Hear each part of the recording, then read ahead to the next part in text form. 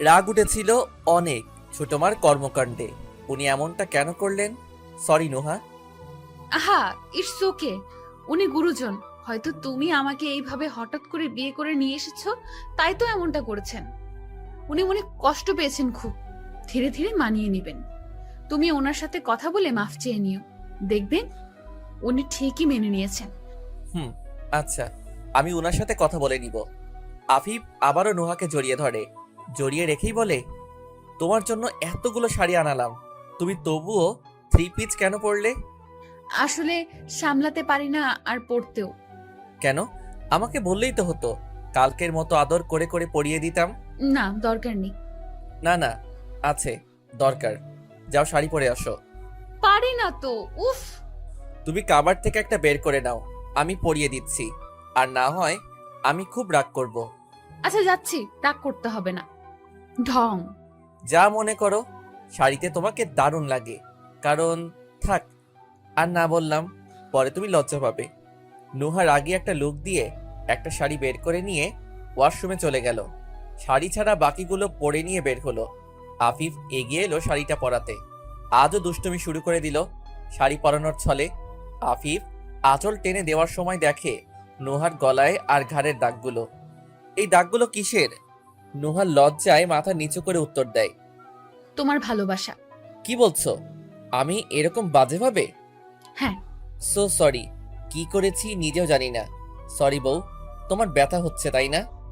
উহু, ছাড়ো না এসব। নোহা আর কিছু বলার আগেই আফিফ নোহার দাগগুলোর উপরে গভীরভাবে কিস করতে থাকে। নোহা যেন নিজেকেই হারিয়ে ফেলে। সে ইমব্যালেন্স হয়ে পড়ে যেতে নিলেই আফিফ নোহাকে ঝাপটে ধরে সামলায়। নোহাও এক হাত দিয়ে আফিফের মাথা চেপে ধরে আর আরেক হাত দিয়ে তাকে জড়িয়ে ধরে। আফিফের কিসগুলো আরো গভীর হতে থাকে। সে নুহাকে নিয়ে বেডে শুয়ে পড়ে, নিজ হাতে পরানো শাড়িটা খুলে ফেলে, নুহাকে আরো কাছে টেনে নেয়। দুজনেরই শুধু নিঃশ্বাসের শব্দ পুরো ঘরময়। তারা আবারও নিজেদের উপর নিয়ন্ত্রণ হারিয়ে ভালোবাসার সমুদ্রে ডুব দেয়। নুহা বিছানা ছেড়ে যখন উঠল তখন প্রায় 10টা। আফিফ আবারও ঘুমাচ্ছে। নুহা উঠে শাওয়ার নিয়ে এসে জামা কাপড় পরে রুম থেকে বের হতেই রাফির সাথে দেখা হয়ে গেল। হোয়াটসঅ্যাপ নতুন বউ, বরকে তো দেখি কাল থেকেই একাই ছাড়ছো না। রাফির কথায় নুহা লজ্জা পেল খুব।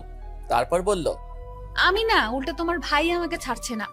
আমাকে রুম থেকে বেরই হতে দেয় না, একটু ঘরটাও ঘুরে দেখতে দেয় না। ইস, কত ভালোবাসা অনিমাকে। বলেছিলাম আমি তোমাদের কথা। আমারও মন চাচ্ছে ওকে বিয়ে করে নিয়ে আসি, কিন্তু তার সাহসে কুলোই না। চলো ভাবি, আমি না হয় তোমাকে ঘর দেখিয়ে আনি। হ্যাঁ, চলো। নুহা রাফির সাথে ঘুরে ঘুরে ঘরটা দেখতে লাগলো। রাফির সাথে টুকটাক কথাও হলো। বেশ ভাব জমে গেল রাফির সাথে নুহার। রাফি নুহাকে কথার এক পর্যায়ে বলল, ভাবি, একটা কথা বলার ছিল। হ্যাঁ ভাই, বলো। আসলে তোমাকে বলছি, প্লিজ মাথায় রেখো কথাটা। মায়ের কাছ থেকে সাবধানে থেকো। মা কখন কি করবে বুঝতেও পারবে না। ওনার চলাচলন সুবিধার নয়। এছাড়াও আরও অনেক কথা আছে যা আমি তোমাকে পরে বলবো। আপাতত এটাই বলছি, মায়ের কাছ থেকে নিজেদের বাঁচিয়ে রেখো। এসব কথা ভাইকে বলে লাভ নেই, তাই তোমাকে বলছি। আর আমি সবসময়ই তোমাদের দুজনকে প্রোটেক্ট করার জন্য আসি, কিন্তু তাও তোমরা সাবধানে থেকো। আচ্ছা ঠিক আছে, কিন্তু এমন কেন বলছো? আছে, অনেক কারণ আছে, সব জানতে পারবে। এক কথায় এটাই বলবো, আমার মাকে যতটা ভালো ভাবো তোমরা, উনি ততটা খারাপ। রাফির কথার আগামাথা নুহা কিছুই বুঝছিল না। তবে এটা মনে গেঁথে নিল যে ছোট মার থেকে ওর সাবধানে থাকতে হবে। রাফি ওনারই নিজের সন্তান। যেখানে রাফি এমন কিছু বলছে সেখানে নুহার এসব নিয়ে হেলাফেলা করা উচিত হবে না। নিশ্চয়ই অনেক কারণ আছে আড়ালে। নুহাকে নিয়ে রাফি কিচেনের দিকে গেল। সেখানে গিয়ে রাসু খালার সাথে পরিচয় করিয়ে দিয়ে বলল, ভাবি, ইনি হলেন রাসু খালা। রান্নাবান্নার কাজ আর কিচেনের কাজ উনি করেন। আমাদের অনেক পুরনো মানুষ পরিবারের একজনই। নুহা রাসু খালাকে সালাম করতেই তিনি নুহাকে জড়িয়ে ধরলেন। নুহা রাসু খালার কাছ থেকে ঘরের সবার টুকটাক কথা জেনে নিল। নুহা চেয়েছিল দুপুরে রান্নার কাজে হেল্প করতে, কিন্তু রাসু খালা বারণ করে বললেন, মা, তুমি নতুন বউ। আমাগো ওইখানে নতুন বউ 2.5 দিন পরেই চুলা আর কাজকর্ম ধরে, তাই আইসকা তুমি কিছুই করতে পারবা না।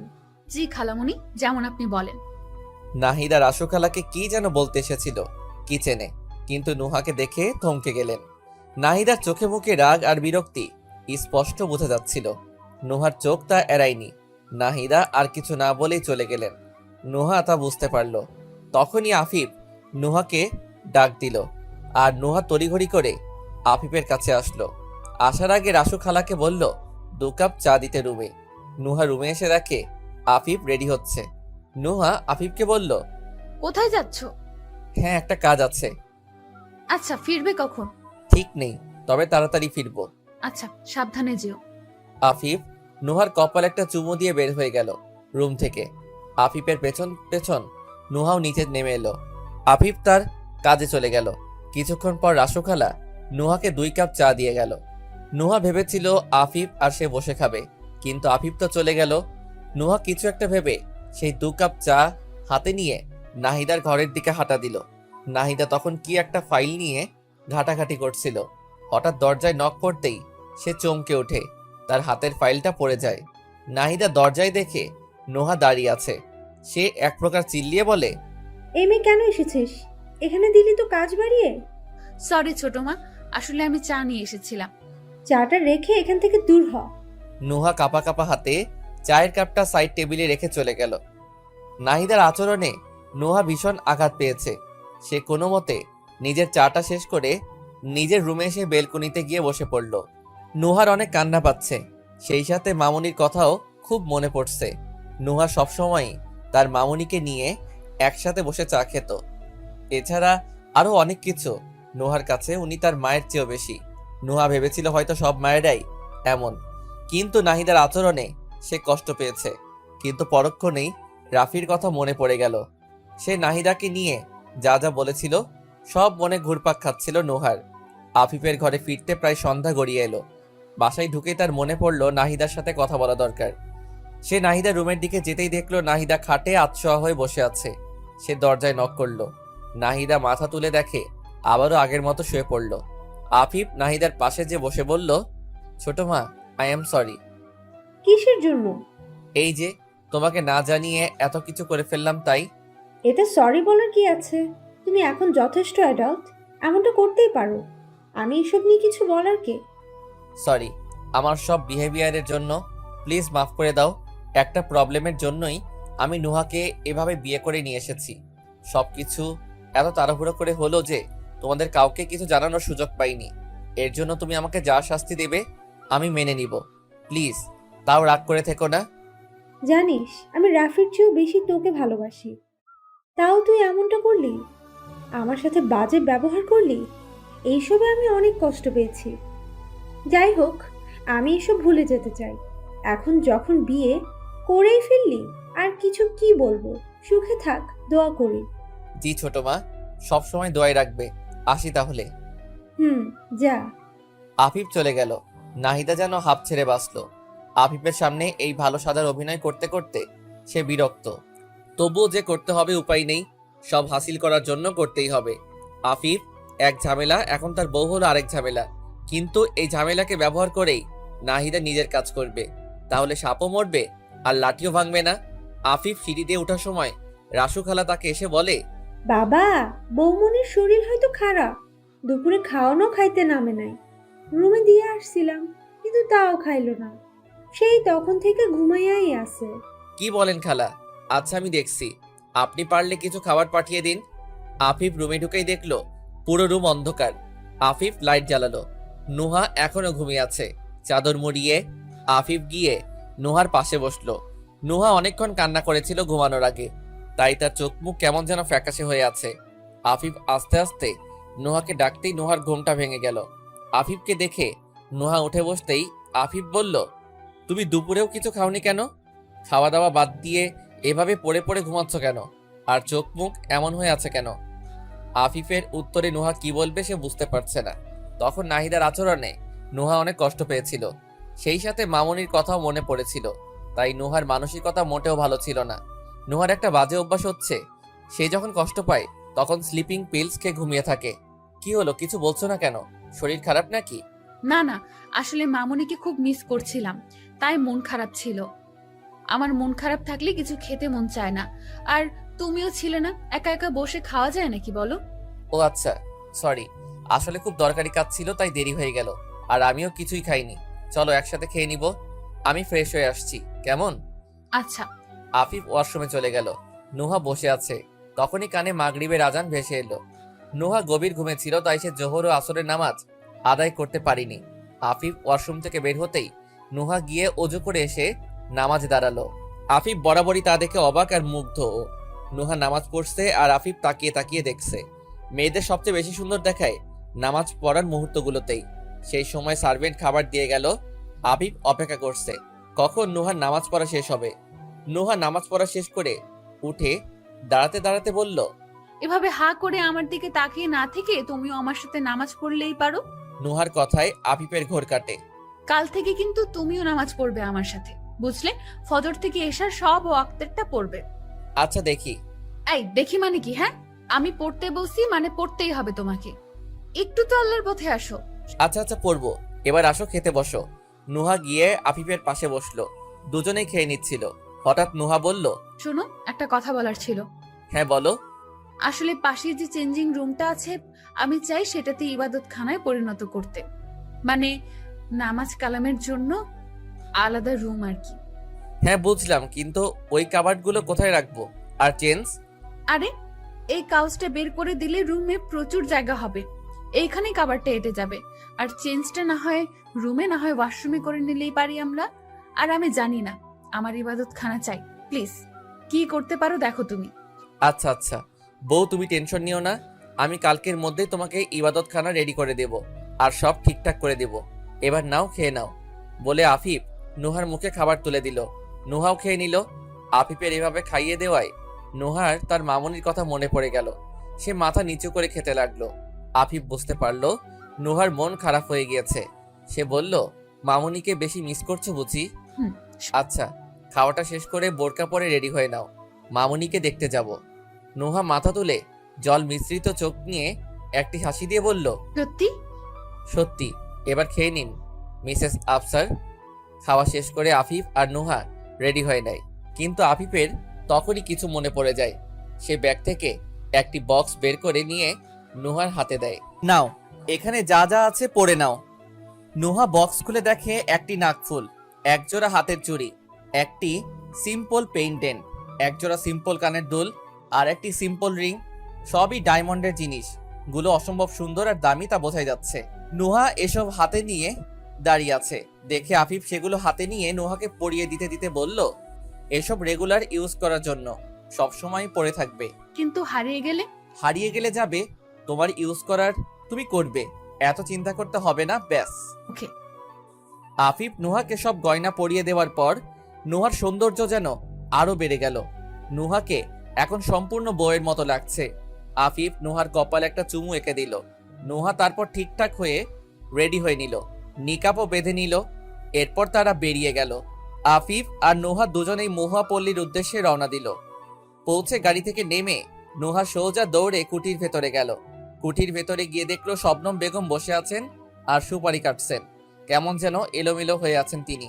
চোখ মুখ ফুলে আছে, দেখেই বোঝা যাচ্ছে খুব কান্নাকাটি করেছেন। নুহা হুট করে উনাকে জড়িয়ে ধরলো।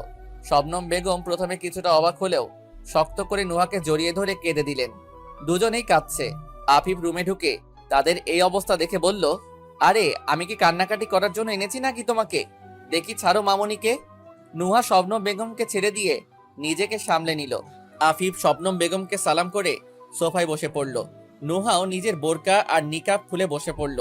নুহাকে দেখে শবনম বেগম বলে উঠলেন, মাশাআল্লাহ, আমার কলিজাটারে তো একদম পরীর মতো লাগছে।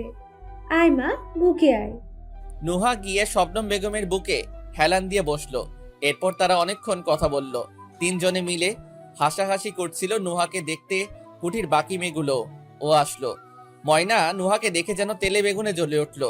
মনে মনে ভাবলো, করতে গিয়েছিলাম, একটা হইল আর একটা ক্ষতি করতে যাইয়া উল্টা ভালা কইরা দিলাম। বাহ, কত দামি দামি গহনা পরছো। আল্লাহ, এমন কেন করলা? ইস, সব ভালো নুহার কপালেই দিলা। অনেকক্ষণ সময় কাটানোর পর নুহা আর আফিফ বাসায় ফিরে এলো। নুহার ভীষণ খুশি লাগছে, কিন্তু মুহূর্তেই নাহিদাকে দেখে তার আবার মন খারাপ হয়ে গেল। নাহিদা আচমকা নুহাকে জড়িয়ে ধরে ফেলল, তারপর বলল, সকালের খারাপ বিহেভিয়ার জন্য মাফ করে দিস মা। আয় খেয়ে নিবি। আয় আফিফ, তুইও আয়। নুহা তো অবাক। সে আফিফের দিকে তাকাতেই সে পলক ফেলে আশ্বস্ত করলো। খাওয়ার টেবিলে নাহিদা নুহার প্রতি একটু বেশি আদিক্ষেতা দেখালো। নুহার এসব যেন আলগা আলগা লাগছিল। রাফিরও সবকিছু বিরক্ত লাগছিল। একমাত্র আফিফ ভেবে নিয়েছিল যে নাহিদা নুহাকে মেনে নিয়েছে। এরপর অনেক সময় গড়িয়ে যায়। আফিফ ফাইনাল ইয়ারের এক্সাম শেষ করে এখন অফিসে জয়েন করেছে। নুহাও নিয়মিত ভার্সিটি আসা যাওয়া করে। কদিন পরে ওরও এক্সাম। হঠাৎ একদিন একটি দুর্ঘটনা ঘটে গেল। নুহা সিঁড়ি থেকে নামার সময় পা স্লিপ করে পড়ে গেল। মাথায় ভীষণ আঘাত পাওয়ার দরুন প্রচুর রক্ত ঝরে। আফিফ আর রাফি তড়িঘড়ি করে হসপিটালে নিয়ে যায় তাকে। হসপিটাল নেওয়ার পর ডক্টর কাছ থেকে তাদের জানা যায় নুহার বাম হাতটাও কিছুটা ভেঙে গিয়েছে। সেই সাথে আরো বড় ধরনের একটি শকিং নিউজ ছিল, নুহা প্রেগনেন্ট ছিল। এত উঁচু থেকে পড়ার কারণে তার মিস ক্যারেজও হয়ে যায়। একে তো নুহার অবস্থা দেখে আফিফ অনেক টেন্সড, তার উপর এই কথাগুলো শুনে আফিফ অনেকটা ভেঙে পড়ে। নুহার তখনও জ্ঞান ফেরেনি। একমাত্র নুহার এভাবে পড়ে যাওয়াটা রাফিকে ভাবিয়েছিল। সে আফিফকে হসপিটালে রেখে দ্রুত বাসায় আসলো। সিঁড়িতে সম্পূর্ণ কার্পেট বিছানো, তাই স্লিপ করার প্রশ্নই আসে না। রাফি বেশ কিছুক্ষণ খুঁটিয়ে দেখার পরে একটি চিকন রশি জাতীয় কিছু পেল, যা সিঁড়ির এক রেলিং হতে অপর রেলিং এর সাথে বাঁধানো ছিল আর মাঝখানে ছেঁড়া। রাফির বুঝতে বাকি রইল না কাজটা কার। সে প্রচন্ড রাগ নিয়ে নাহিদার ঘরের দিকে গেল। নাহিদা তখন ইজি চেয়ারে হেলান দিয়ে বসেছিল। রাফি গিয়ে জোরে দরজা ধাক্কা দিয়ে ঢুকে পড়ল। নাহিদা রাফিকে ডেকে বলল, আরে রাফি, আয় বস মায়ের কাছে। রাফি রেগে আগুন হয়ে বলল, আমি এখানে বসার জন্য আসিনি। আর তোমাকে আমার মা ডাকতে তো আগে থেকে লজ্জা করতো। এখন মনের ভেতরে যা একটু টান ছিল তাও শেষ আজকে। তুমি ভাবিকে সিঁড়ি থেকে ফেলছো, তাই না? রাফির কথা শুনে নাহিদা একটু অবাক হলো না।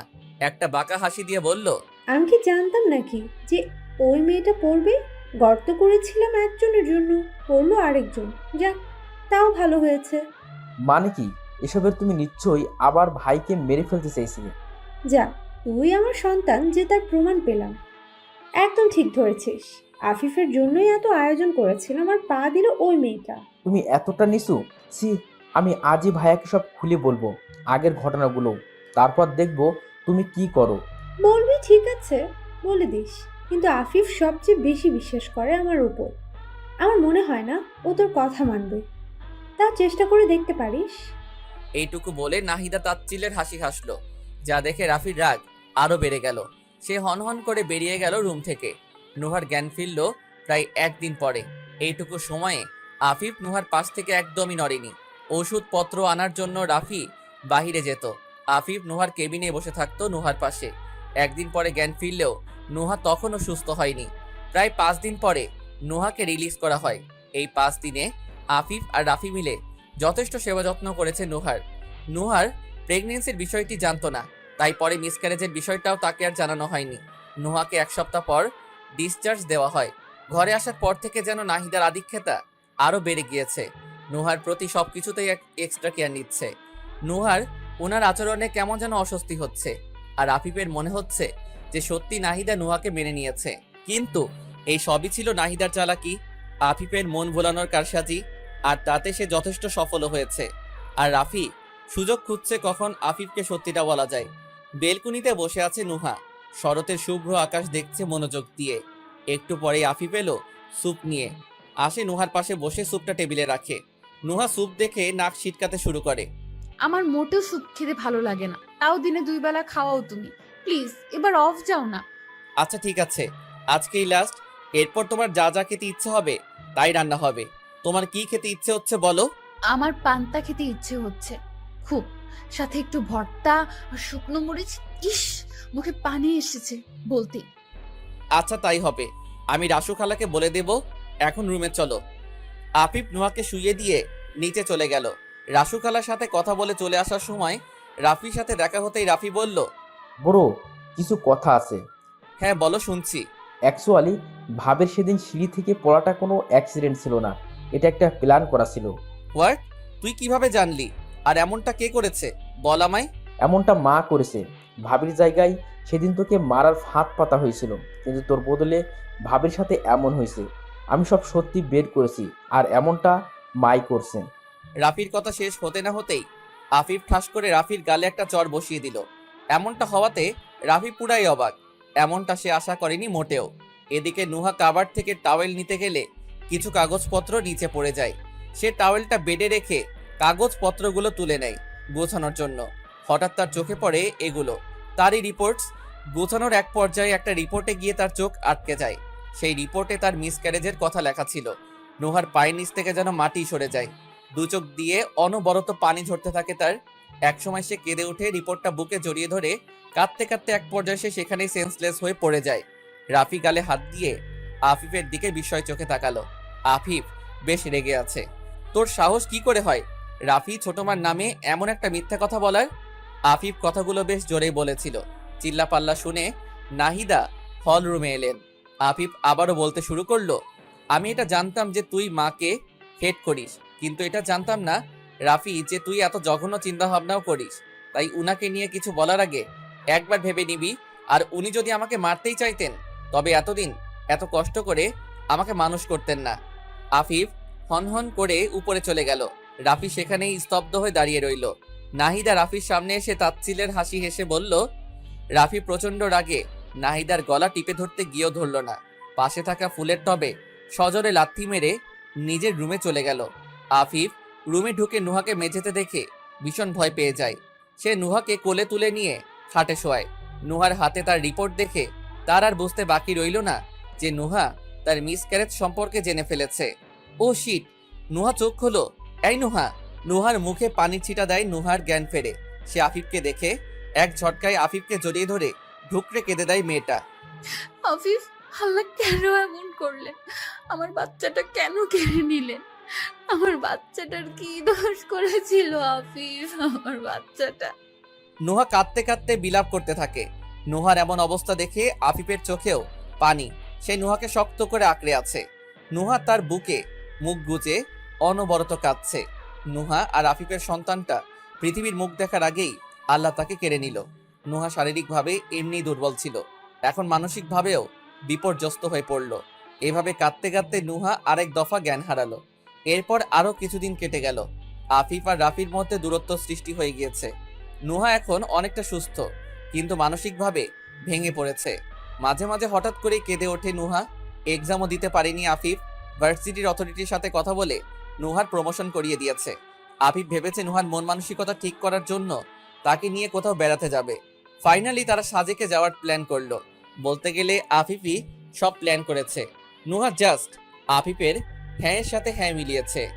আফিফ নুহাকে নিয়ে প্রায় 2 সপ্তাহ ধরে সাজেকে বেরিয়ে আসে। এরপর নুহা কিছুটা নর্মাল হয়েছিল, কিন্তু আর আগের মতো নয়। নুহা আর আফিফ মিলে বেশ কিছুবার বেবি নেওয়ার ট্রাই করে, কিন্তু নুহা কনসিভ করতে পারছিল না। তারা ডাক্তারের শরণাপন্ন হলে তারা জানায় হয়তো নুহার বেশ টাইম লাগবে কনসিভ করতে। মিসক্যারেজ হওয়ার ফলে তার সমস্যা হচ্ছে। নুহা কনসিভ করতে না পারার কথাটি শুনে নাহিদা যেন বেশ খুশি হয়েছিল। সে মনে মনে ধরে নিয়েছিল বাচ্চা কাচ্চা না হলে তো আফিফ নুহাকে এমনিতেই ছুঁড়ে ফেলে দিবে। তারপর সে আফিফের কাছ থেকে ছলে কৌশলে সবকিছু নিজের আর রাফির নামে লিখিয়ে নিবে। দেখতে দেখতে আফিফ আর নুহার বিয়ের প্রায় 2.5 বছর কেটে যায়। রাফি এখন এখানে থাকে না, সে বিদেশে পাড়ি জমিয়েছে। অনিমাকেও ছেড়ে দিয়েছে সে। নুহা ছাড়া আর কারোর সাথেই যোগাযোগ রাখেনি আর সে। আফিফ আর রাফির মধ্যে দূরত্বটা আর কমেনি। আফিফ এখন প্রায়ই অফিসের কাজে ব্যস্ত থাকে। নুহা পড়াশোনায় মন দিয়েছে, কিন্তু কে জানতো তাদের জীবনে নতুন ঝড় আসতে চলেছে। নুহা একদিন ভার্সিটির গেট দিয়ে ঢোকার সময় আচমকায় কারোর সাথে ধাক্কা খায়। পড়ে যেতে নিয়েও নিজেকে সামলিয়ে বিরক্তি নিয়ে বলে, চোখ নেই নাকি? সরি। কণ্ঠটা পরিচিত লাগতেই নুহা মাথা তুলে তাকায়। সেই মানুষটার কেউ না, সোহানি ছিল। এতদিন পর সোহানকে দেখে বেশ অবাক হয় নুহা। আরে আপনি আজ এত বছর পর হঠাৎ ক্যাম্পাসে? আমি আমাদেরই ভার্সিটিতে লেকচার হিসেবে জয়েন করেছি আজ থেকেই। তা নুহা, কেমন আছো তুমি? জি আলহামদুলিল্লাহ, আপনি ভালো আছেন? হ্যাঁ, ভালোই আছি। তার সংসার কেমন চলছে আফিফের সাথে? আল্লাহর রহমতে সবই ভালো চলছে। আপনি বিয়ে করেননি? না, এখনো কাউকে পাইনি। তুমি খুঁজে দিবে আর কি, তোমার মতো কাউকে। সে না হয় দেখব। অনিমা কলেজ গেট দিয়ে ভেতরে ঢুকছিল। নোহাকে দাঁড়িয়ে থাকতে দেখে এগিয়ে যায় সেখানে। নোহা অনিমাকে সোহানের সাথে পরিচয় করিয়ে দেয়। সেদিন ক্লাস শেষে বের হয়ে নোহা দেখে ঘর থেকে গাড়ি আসেনি তাকে নিতে। সে আফিফকে কল দেয়, কিন্তু সে মিটিংয়ে ব্যস্ত ছিল, তাই সে রিক্সার জন্য দাঁড়িয়েছিল। নোহাকে দাঁড়িয়ে থাকতে দেখে সোহান তার দিকে, দাঁড়িয়ে আসো যে, বাসায় যাওনি? আসলে ঘর থেকে গাড়ি আসেনি, তাই রিক্সার জন্য দাঁড়ালাম। যদি প্রবলেম না হয় তাহলে আমি ড্রপ করে দেই। আরে না, আমি রিক্সা নিয়ে যাব, আপনার কষ্ট করতে হবে না। কাম অন, কষ্টের কি আছে? তাও তুমি আমার এককালের বেস্ট ফ্রেন্ডের বউ হও। কি, আফিফ আপনার বেস্ট ফ্রেন্ড ছিল? হ্যাঁ, একদম। তাহলে শত্রু হলেন কিভাবে? চলো ড্রপ করে দিতে দিতে বলি। ওকে। নোহা সোহানের সাথে গিয়ে কারে বসে। সোহান নোহাকে ড্রপ করার জন্য গাড়ি স্টার্ট দেয়। সোহান ড্রাইভ করছে আর পুরোনো দিনের গল্প শোনাচ্ছে নোহাকে। আফিফ আর আমার ফ্রেন্ডশিপ নার্সারি থেকে ভার্সিটির ফার্স্ট ইয়ার পর্যন্ত ছিল। একে অপরের বেস্ট ফ্রেন্ড ছিলাম, কিন্তু একটা মেয়ের জন্য যত প্রবলেম হলো আমাদের মাঝে। আমার সাথে রিলেশনে জড়িয়েছিল মেয়েটা, কিন্তু আফিফ শুরু থেকে মেয়েটাকে অত পছন্দ করতো না। মেয়েটা ছিল চালু টাইপের। সে আমার সাথে রিলেশন থাকাকালীন ও আফিফের সাথে লাইন মারতে চাইতো। একবার এইসব নিয়ে আফিফ আমাকে বললে আমি উল্টো আফিফের সাথেই বাজে বিহেভ করি। অন্ধ হয়ে গিয়েছিলাম, নিজের বেস্ট ফ্রেন্ডকেও সেদিন বিশ্বাস করিনি। সেদিনের পর থেকেই আফিফের সাথে শত্রুতা শুরু হয়। আমরা দুইজনের বিরুদ্ধে থাকতাম, আর মেয়েটা আমাকে উস্কে দিত। পরে যখন নিজেই রিয়েলাইজ করলাম মেয়েটা আসলে বাজে, সেদিন খুব গিল্টি ফিল করেছিলাম। আফিফের কাছে মাপ চাওয়ার ট্রাই করেছি বেশ কয়েকবার, কিন্তু সাহস পাইনি। আর আমি জানি আফিফ আমাকে কখনোই মাপ করবে না। একবার ট্রাই তো করে দেখতেন। না, কোন মুখে ওর কাছে মাপ চাইবো আমি? সেসব থাক, আমরা পৌঁছে গেছি। নোহা সোহানের কথা মনোযোগ দিয়ে শুনছিল, তাই সে খেয়ালই করেনি যে সে চলে এসেছে। নোহা গাড়ি থেকে নেমে সোহানকে বাই বলে ঘরের দিকে হাঁটা দিল। নাহিদা বাগানে দোলনায় বসে চা খাচ্ছিলেন। নোহার সাথে সোহানকে দেখে ভ্রু কুচকান। নোহা ঘরে ঢোকার সময় তাকে দেখে সালাম দেয়। আসসালামু আলাইকুম ছোট মা। ওয়ালাইকুম সালাম। কার সাথে এসেছো? ছোট মা আজকে ঘর থেকে গাড়ি যায়নি, আর আফিফও অফিসে বিজি ছিল, তাই ওনার পুরনো একজন ফ্রেন্ড আমাকে ড্রপ করে দিয়েছে। ও আচ্ছা, ঠিক আছে, তুমি যাও। নোহা উপরে চলে গেল, আর নাহিদা বসে বসে অন্য কিছু ভাবতে ব্যস্ত। সন্ধ্যায় আফিফ অফিস থেকে ফিরল। ব্যাগটা খাটে রেখে ওয়াশরুমে গেল সে। বের হয়েও নোহাকে আশেপাশে পেল না। এই সময়ে হয় নোহা বাগানে থাকে, না হয় বেলকনিতে। আফিফ গেট দিয়ে আসার সময় বাগানে তাকে দেখেনি, তাহলে সে বেলকনিতে আছে। আফিফ বেলকনির দিকে পা বাড়ালো। নোহা আপন মনে দাঁড়িয়ে প্রকৃতি দেখছে দু চোখ ভরে।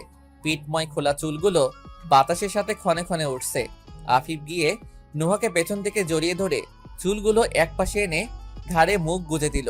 ঠিক প্রথমবারের মতো নোহা আফিফের স্পর্শ টের পেয়ে বলল, কখন এলে? আফিফ সেই অবস্থাতে উত্তর দিল, 20 মিনিট আগে। ডাকলে না কেন আমাকে? ডাকলে কি এখনের এই মোমেন্টটা পেতাম বলো? ইস, যত দিন যাচ্ছে তোমার প্রেম ভালোবাসা দিন দিন বাড়ছে। বাড়ছে তো, তাতে কি তোমার কোনো প্রবলেম আছে? আমার বউয়ের প্রতি ভালোবাসা দেখে কি আপনার হিংসে হয়? আফিফের কথায় নোহা হেসে দিল। আফিফ তার বাঁধন আলগা করতেই নোহা তার দিকে ঘুরে দাঁড়ালো। আফিফ নোহার কপালে একটা পরশ দিতেই সে চোখ বুজে তা নিল। আফিফ নোহাকে বলল, আজ একটু মন ভরে আদর করে নিতে দিন। ম্যাডাম কাল সকালে 4 দিনের জন্য সিলেট যেতে হবে একটা সেমিনারে। দিন? এতদিন দূরে থাকবি কিভাবে? ইস, বউ একটু কষ্ট তো করতেই হবে, জরুরি না হলে যেতাম না আমি। আচ্ছা যেও, কিন্তু কোনো মেয়ের সাথে একদম ঘেঁষাঘেঁষি করবে না। আরে কি যে বলো না, কত বিজনেস হিউম্যানসরা আসবে, একটু ঘেঁষাঘেঁষি না করলে কি চলে? হারামি, আমার সাথে আর কথা বলবা না তুমি, যাও দূর হও। নোহা আফিফকে ধাক্কা মেরে রুমে যেতে নিলেই আফিফ নোহাকে এক ঝটকায় কোলে তুলে নিয়ে বলে, এত সুন্দর বউ থাকতে আমি অন্য কারোর সাথে কি জন্য ঘেঁষাঘেঁষি করতে যাব শুনি? এতটাও পাগল না আমি, বুঝলেন মিসেস আফসার।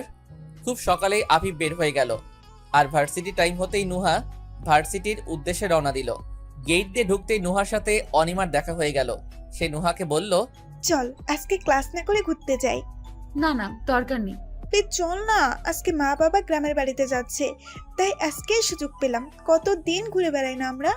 আচ্ছা আচ্ছা ঠিক আছে, মুখটা এইভাবে না লটকালেও পারতি। চল যাই। ভার্সিটি ফাঁকি দিয়ে ঘুরতে যাওয়া হচ্ছে, তাই না? হঠাৎ কারো গলা খাকানো আওয়াজে এই কথাগুলো শুনে নোহা আর অনিমা ভীত হয়ে পড়ল। পেছন ফিরে দেখলো সোহান দাঁড়িয়ে আছে, চোখ মুখ লাল করে। নোহা ভীত গলায় বলল, আসলে এমন কিছু না, sorry Sohan. I am professor Sohan got it, আর আমি নিজ কানে স্পষ্ট শুনেছি।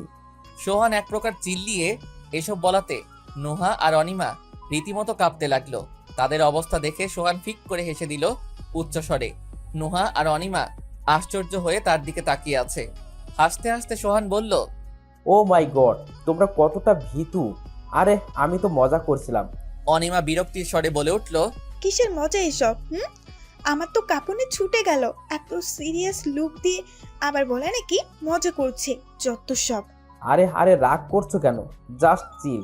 তো কোথায় যাবে তোমরা? এখনো ডিসাইড হয়নি। আমার যা ইচ্ছা আমি তা বলবো। এই মেয়েটা একটা অলক্ষী।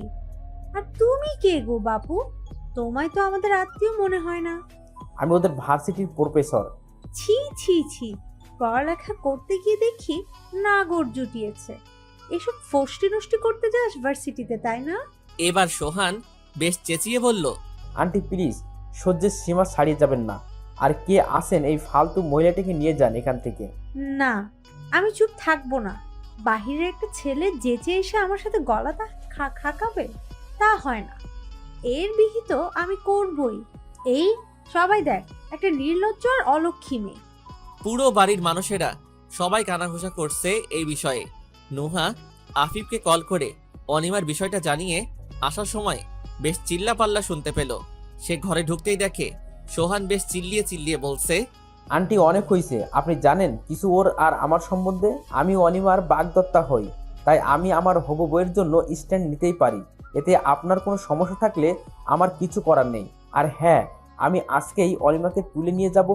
নিজের স্ত্রী মর্যাদা দিয়ে আপনাদের মতো পশুদের মাঝে আর রাখবো না ওকে। সোহান রাগের মাথায় নিজের হিতাহিত জ্ঞান হারিয়ে ফেলেছিল। সে কি বলেছিল সে নিজেও জানে না।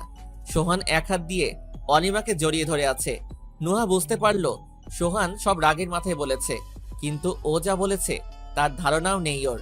অনিমা নির্জীব প্রাণীর মতো হয়ে আছে। কে কি বলছে এখানে সব তার মাথার উপর দিয়ে যাচ্ছে। অনিমার ফুপি ও বাকি সবাই সোহানের কথা শুনে চুপ হয়ে গেল। অনিমা সোহানের বুকে জ্ঞানে হারিয়ে ফেলল। অনিমাকে সোহান কোলে নিয়ে বেডরুমের দিকে এগিয়ে যায়। তার পিছে পিছে নুহাও যায়। সোহান অনিমাকে শুইয়ে দেয়। মেয়েটার চোখ মুখ ফ্যাকাশে হয়ে আছে। বেশ সুন্দরী না হলেও মেয়েটা কিন্তু ঢের মায়াবী। শ্যামবর্ণের মেয়েরা মায়াবী হয়ই বটে। নুহার দরজা লাগানোর শব্দে সোহানের ধ্যান ভাঙল। সে সোফায় গিয়ে দুই হাত একত্র করে কপালে ঠেকিয়ে বসে পড়ল। নুহা কিছুক্ষণ অনিমার কাছে বসে তার মাথায় হাত বুলিয়ে দিল।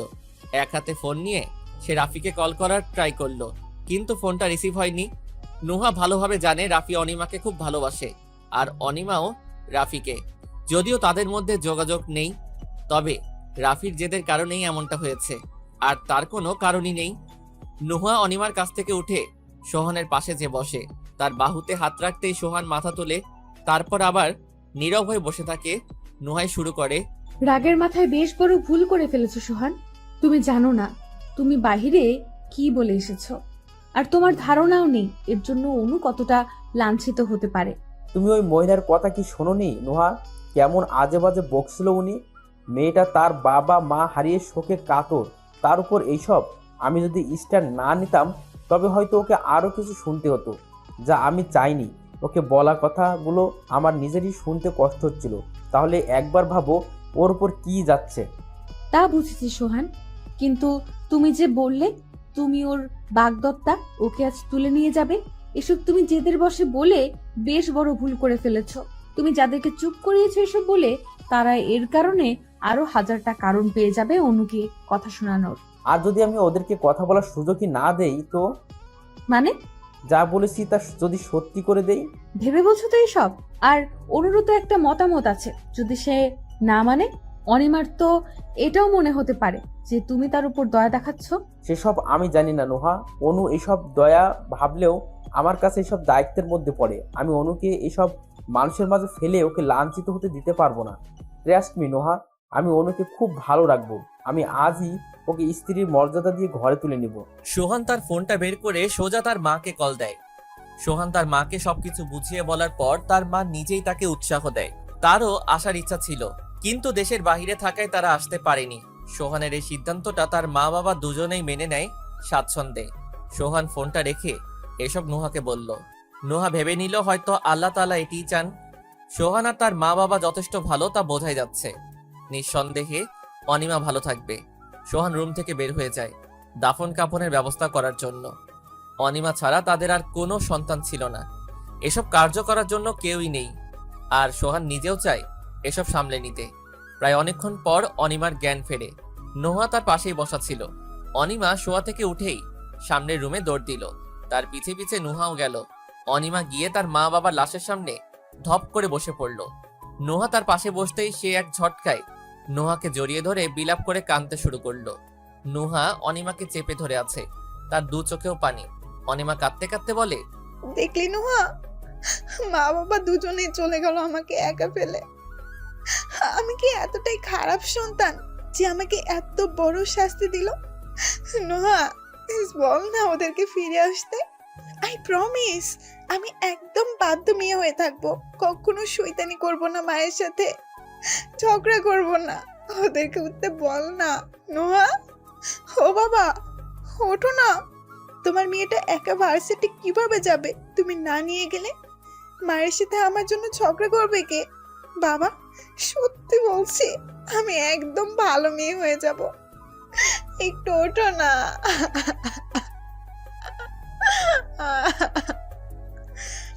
অনিমা এক নাগাড়ে কাঁদতে কাঁদতে এসব বলতে থাকে আর নুহা তাকে সান্ত্বনা দিতে থাকে। মাগরিবের আজান কানে ভেসে আসছে। আসরের নামাজের সাথে অনিমার বাবা মার দাফন কাজ সম্পন্ন হয়।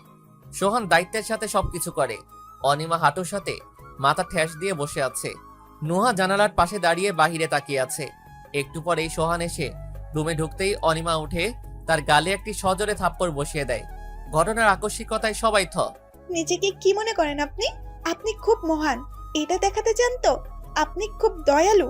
কি দরকার ছিল আপনার ফুপিকে বলার যে আপনি আমাকে বিয়ে করবেন আজকেই? এসব কোন ধরনের অসভ্যতা? আমাকে কি মনে করেন আপনি? আমি কারো দয়ার পাত্র হতে চাই না। চলে যান আপনি দয়া করে। আমি করব না আপনাকে বিয়ে। অনিমার কথাবার্তায় সোহানের মাথায় রক্ত উঠে যায়। সে অনিমাকে একটি থাপ্পড় দিয়ে দেয়। অনিমা থাপ্পড়ের চোটে পড়ে যেতে নিলেই সে তার দুই বাহু চেপে ধরে বেশ কড়াভাবে বলে, ফুপিদের বাজে বাজে কথা শুনতে বেশ ভালো লাগে তোর, তাই না? কিন্তু আমার সহ্য হয়নি। তোকে যখন অলক্ষী অলক্ষিণী এইসব বলছিল তখন আমার সহ্য হচ্ছিল না। আমি ভালোভাবে জানি তুই এখানে পড়ে থাকলে তোর লাশ ও কেউ খুঁজে পাবে না। তুই কাদের মাঝে আসিস তুই জানিস না। আমি কাপড় পাঠাচ্ছি, চুপচাপ পড়ে নে। বিয়েটা আজকেই হবে, এখনই হবে। তোর কোনো কথা শুনতে আমি বাধ্য নয়। আজকে তুই এই বাড়ি থেকে আমার বউ হয়েই যাবি আমার সাথে, এটাই আমার লাস্ট কথা। অনিমা এক দৃষ্টিতে সোহানের দিকে তাকিয়ে আছে। এসব কথা শুনতে তার বেশ অসহ্য লাগছে। নিজেকে বেশ অসহায় মনে হচ্ছে তার। মা বাবার সাথে তার লাশের খাটিয়া উঠলেই বেশ ভালো হতো হয়তো। সোহান অনিমাকে ছেড়ে দিতেই সে বসে পড়ে নিচে। সোহান নুহার উদ্দেশ্যে বলে, আমি কাপড় পাঠালে ওকে রেডি করে দিও আর ওকে চোখে চোখে রেখো। এইটুকু বলে সোহান বের হয়ে যায়। অনিমা আবারও বুক ফাটা আর্তনাদ করতে থাকে আর বলতে থাকে, কি থেকে কি হচ্ছে এসব আমার সাথে নুহা? মা বাবা আমাকে সাথে নিয়ে গেল না কেন? নুহার কাছে এসবের কোনো উত্তর নেই। সে শুধু অনিমাকে সান্ত্বনা দিয়েই যাচ্ছে। সোহান লালের উপর সাদা পাড়ের একটি শাড়ি পাঠালে নুহা অনিমাকে শুষ্ক সাজে সাজিয়ে দেয়। বিয়েটাও এক প্রকার মনমরা ভাবেই হয়। অনিমাকে বেশ জোর করেই কবুল বলানো হয়েছিল। বিয়ে শেষে সোহান অবশিষ্ট সব মেহমানকে বিশেষ অনুরোধ জানায় চলে যাওয়ার জন্য। সকলে নির্দ্বিধায় চলে গেলেও ফুপি বেশ ঝামেলা পাকায়। ন্যাকা কান্না কেঁদে বলে, হাই রে, বলে কি? আমার ভাই ভাবি মারা গেল আর আমাকে কিনা বের হয়ে যেতে বলছে? এই দিনও দেখা বাকি ছিল? বলি কি, আমি তো ঘরেরই মানুষ, আমি বরং থাকি। সোহান রুক্ষ গলায় উত্তর দেয়, আপনি কেমন ঘরের মানুষ আমার তা জানাই আছে। আপন মানুষ হলে নিজের ভাইয়ের মেয়ের নামে আজে বাজে বকতেন না। ভালোই ভালোই চলে যান, না হয় আমি জোরাজুরিতে নামতে বাধ্য হব। ফুপি এক প্রকার রাগে ফুঁসতে ফুঁসতে বেরিয়ে যান ঘর থেকে। অনিমা কান্না করতে করতে আবারও জ্ঞান হারায়। একে তো সকাল থেকে কিছু খায়নি। আশ্চর্যের ব্যাপার হলো সোহান তাকে কিছু খেতেই মানা করেছে। এমনকি নুহাকেও বলেছে অনিমাকে ঘর থেকে কিছু খেতে না দিতে। পরে সোহান বাহির থেকে কিনে আনলেও নুহা ও অনিমা খায়নি। সোহানের কিছু কথা আর এই অদ্ভুত আচরণটাই নুহার বেশ খটকা লাগে। নুহা সুযোগের আশায় ছিল এর রহস্য জানার জন্যে। সোহানই জানে তার এমন আচরণের কারণ। সোহান অনিমাকে কোলে করে নিয়ে কারের পেছনের সিটে শুইয়ে দেয়। তারপর নুহা আর সে মিলে পুরো ঘরটাকে লক করে বাহিরে দারোয়ান রেখে যায় পাহারা দেওয়ার জন্যে। নুহা ঘর থেকে গাড়ি ডাকাতে চাইলে সোহান মানা করে, সে নিজে ড্রপ করে দিতে চায় নুহাকে। গাড়িতে সোহান ড্রাইভ করছে আর নুহা কিছুক্ষণ পেছনে অনিমার দিকে তো একবার বাহিরের দিকে তাকাচ্ছে। এরই মধ্যে তারা জ্যামে আটকে গেল। সোহান জানে এই জ্যামটা ভাঙতে বেশ সময় লাগবে, তাই সে স্টিয়ারিং এ মাথা ঠেকিয়ে বসে আছে। বেশ কিছুক্ষণ নীরব থাকার পর নুহা বলল, সোহান ঠিক আছো? সোহান মাথা তুলে বলল, হুম। একটা কথা বলো তো আমায়, তুমি এমন কেন বলছিলে যে অনু ওখানে থাকলে তার লাশও কেউ পাবে না? আর খাবারের বিষয়টি? প্রশ্নটি শুনে সোহান একবার পেছনে ফিরে অনিমার দিকে তাকায়। অনিমা এখনো অজ্ঞান আছে। তারপর একটি দীর্ঘশ্বাস ফেলে বলতে শুরু করে, তখন যখন আমি মায়ের সাথে কথা বলে বের হয়েছিলাম, অনিমার রুমের 2 রুম পরেই আমি ওর ফুপি আর ওর ফুফাতো ভাইয়ের কথা শুনতে পাই। কথাগুলো ছিল এমন, ভাই ভাবিকে মেরে কি লাভ হলো বলতো? আমি তো শুনেছিলাম মেয়েও সাথে যাবে, তাহলে পুরো পরিবারই শেষ হয়ে যেত আর সম্পত্তিগুলো সহজে হাতে চলে আসতো। কিন্তু এই মেয়ে তো রয়ে গেল। এখন দেখি আবার জামাই এসে জুটেছে। এত কিছু করে কি লাভ বলো তো? সবই ভেস্তে গেল। এরপর উনার ছেলে বলে, আহা মা, টেনশন নিও না। এত এত মানুষের ভিড়ে ওকে শেষ করা কোনো ব্যাপারই না। এই ধরো, ওর খাবারে কিছু মিক্সড করে দিলেই হবে। সবাই ভাবছে মা বাবার শোকে আত্মহত্যা করেছে, আর যদি আজকের রাতে সুযোগ পাওয়া যায় তবে শেষ করে দিয়ে বাড়ির পেছনে পুঁতে দিলেই হবে। এত বড় প্রপার্টি কোথায় গেড়ে দিলে? কেউ কিছু জানবে না, তারপর বলে দিও পালিয়ে গিয়েছে। কোথায় খোঁজ করার এমনিতেই কেউ থাকবে না। তারপর পেপারস গুলো হাতে পেলেই হয়ে যাবে শুধু সুযোগের অপেক্ষায়। এই জন্যই আমি ওকে সারাদিন কিছু খেতে দেইনি। তোমাদের রুমের সামনে গার্ড দিয়ে রেখেছিলাম আমি তোমাদের সেফটির জন্য। আর আমি জানতাম অনু আজকে ওখানে থাকলে ওর খুব বিপদ হবে, তাই তো তাড়াহুড়ো করে বিয়েটা করে ওকে নিয়ে যাচ্ছি সাথে করে। অনিমাকে এসব বলা হয়নি, জানলে বেশ কষ্ট পাবে, তাই আর বলিনি। এক নাগাড়ে কথাগুলো বলে একটি নিঃশ্বাস ফেললো। কিছুক্ষণ পর আবার বলল, আমার কি মনে হয় জানো নুহা, আমি অনুকে ভালোবেসে ফেলেছি। ট্রাস্ট মি, এর আগে কখনোই কারোর জন্য এমন ফিল হয়নি। শুধু ওর ক্ষেত্রেই আমার সব ফিলিংস অন্যরকম। সোহানের কথা শুনে নুহা যেন অনেক বড় আশ্বাস পেল। আজকের ঘটনাগুলোই নুহা এটা বুঝতে পেরেছে যে সোহান নিঃসন্দেহে অনুকে সারা জীবন আগলে রাখবে। এটি ভেবে তার মনে এক প্রকার প্রশান্তি হচ্ছে। সে সোহানকে বলে, তোমাকে অনেক অনেক থ্যাঙ্কস সোহান। প্লিজ আজকের মতোই সারা জীবন অনুকে আগলে রেখো, ওকে কখনোই কষ্ট দিও না। আমার তোমার উপর খুব ভরসা আছে। আর অনিমার হয়তো খুব সহজে তোমাকে মেনে নিতে পারবে না, কিন্তু আমি জানি তুমি ওকে তোমার ভালোবাসা দিয়ে ঠিক জিতে নেবে। সেইটাই দোয়া করো প্লিজ। আমি চাই অনু যে সবসময় ভালো আর হাসি মুখে থাকুক। ওর আশেপাশে আমি কোনো কষ্টকে ঘেঁষতে দেব না যতদিন আসি, ইনশাল্লাহ। এরই মধ্যে জ্যাম ছুটে গেলে সোহান গাড়ি স্টার্ট দেয়। আফসার ভিলার সামনে গাড়ি থামাতেই নুহা নেমে পড়ে। নুহা সোহানকে বিদায় দিয়ে ঘরে ঢুকে যায়। এই দৃশ্যটি নাহিদা বেলকনিতে দাঁড়িয়ে পর্যবেক্ষণ করছিলেন। এমনকি তিনি তার ফোনে বেশ কয়েকটি পিকও তুলে নেয়। এইগুলোই কাজে দিবে নুহাকে সরাতে। এক ভেবে একটি বাঁকা হাসি দিলেন তিনি। নুহা ঘরে ঢুকে ফ্রেশ হয়ে বের হতেই রাফি কল দেয়। নুহা কলটা পিক করার সাথে সাথেই রাফি সালাম জানায়। আসসালামু আলাইকুম ভাবি। ওয়ালাইকুম সালাম ভাই, সারাদিন এত কল দিলাম ধরলেন না যে? আসলে এভাবে একটু ব্যস্ত ছিলাম। এতবার কল দেওয়ার কারণ কি? কিছু কি হয়েছে? তুমি ঠিক আছো? আমি ঠিক আছি, কিন্তু কিন্তু কি ভাবি? নুহা রাফিকে সব খুলে বলে। অনিমার বাবা মা মারা যাওয়ার থেকে অনিমার ফুপি ষড়যন্ত্রের কথা, এমনকি সোহান আর অনিমার বিয়ের কথা পর্যন্ত সব শুনে রাফি কেমন যেন স্তব্ধ হয়ে আছে। বেশ কিছুক্ষণ বাদে সে গম্ভীর গলায় বলল, সোহান ভাই বেশ ভালো মানুষ, উনি অনুকে খুব ভালো রাখবে। অনু বেশ সুখে থাকবে। ভাবি আমার দেওয়া কষ্টগুলো তাকে ভুলিয়ে দেবে। তুমি দেখো। আচ্ছা ভাবি, রাখি, আল্লাহ হাফেজ। নুহা কিছু বলার আগেই রাফি কল কেটে দিল। রাফি কল কেটে দিয়ে একটি সিগারেট হাতে নিয়ে বেলকনিতে দাঁড়ায়। সন্ধ্যার ভেনিস শহরটা বেশ সুন্দর দেখাচ্ছে, একদম কোলাহল মুক্ত। চারপাশেই হু হু নিরাপত্তা। রাফির ভেতরও কেমন যেন নীরব হয়ে আছে। রাফির পুরনো কথাগুলো মনে পড়ছে। সেদিন কলেজে একদম লাল রঙের একটি 3 পিচে দেখেই রাফি অনিমার প্রেমে পড়ে যায়। রাফি ওর খোঁজ নেয়। মা বাবার আদরের মেয়ে বিধায় বাবা তাকে প্রতিদিন ড্রপ করে যেত ভার্সিটিতে। অনিমার চাল চলন, কথাবার্তা, বাচ্চামো ব্যবহার সবকিছুই রাফির মনে ধরেছিল। এরপর সে এক প্রকার ভয় দেখিয়ে আর জোর করেই অনিমার সাথে রিলেশনে গিয়েছিল। প্রথম প্রথম অনিমা ভীত থাকলেও পরে সেও বেশ ভালোবেসে ফেলে রাফিকে। রাফি দেশ ছাড়ার আগে অনিমাকে বলেছিল তার সাথে চলে যেতে, কিন্তু অনিমা সব সময় তার মা বাবাকে বেশি প্রাধান্য দিত। তাই রাফিকে সে বলে মা বাবার সাথে বিয়ের কথাটি বলতে। সেদিন কি কারণে যেন অনিমার বাবা মা রাজি হননি। রাফি অনিমাকে বলেছিল সব ছেড়ে তার সাথে চলে যেতে, কিন্তু অনিমা যায়নি। তাই রাফি এক প্রকার জেদ করেই তার সাথে সম্পর্ক ছিন্ন করে ফেলে। মাঝে মাঝে অনিমা কল দিয়ে কিছু বলতো না, শুধু রাফির ভয়েস শুনেই কলটা কেটে দিত। কিন্তু রাফি একদিন তা বুঝতে পেরে সিম চেঞ্জ করে ফেলার পর আর কোনো যোগাযোগ হয়নি ওর সাথে। রাফি জানে সে অনিমাকে খুব কষ্ট দিয়েছে। মেয়েটার দোষ ছিল, সে তার মা বাবাকে বেছে নিয়েছিল, আর আজকে তাদেরও হারিয়ে ফেলেছে। আল্লাহই জানে সে কতটা কষ্টে আছে। এসব ভেবে রাফি একটি দীর্ঘশ্বাস ফেলে আবারও সিগারেট টানায় ব্যস্ত হয়ে পড়ে। সোহান রুমে ঢুকতেই দেখে অনিমা কোথাও নেই। সে বেলকনির দিকে পা বাড়ালে দেখে অনিমা দাঁড়িয়ে আছে, চুলগুলো খোলা, শাড়ির আঁচল থেকে থেকে হাওয়ায় উঠছে। একটু কাছে যেতেই অনিমার ফুপিয়ে কান্নার আওয়াজ শুনতে পায় সে। চুপচাপ গিয়ে অনিমার পাশে দাঁড়ায়। চাঁদের আলোয় অনিমার শুষ্ক মুখটা মায়ায় ভরে আছে যেন।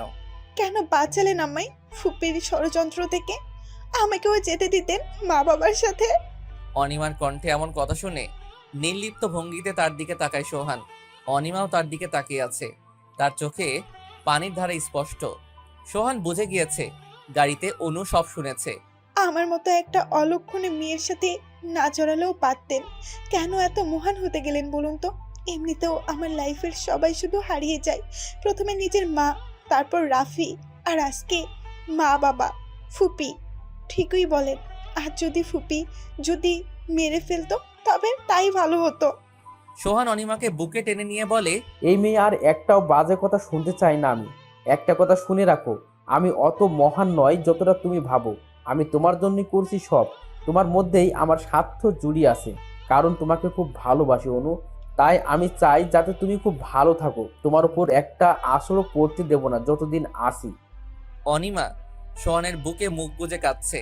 সোহানের বুকের স্থানে রাফির বুকটা থাকলেই বোধহয় বেশি ভালো হতো, কিন্তু নিয়তিতে রাফি নেই।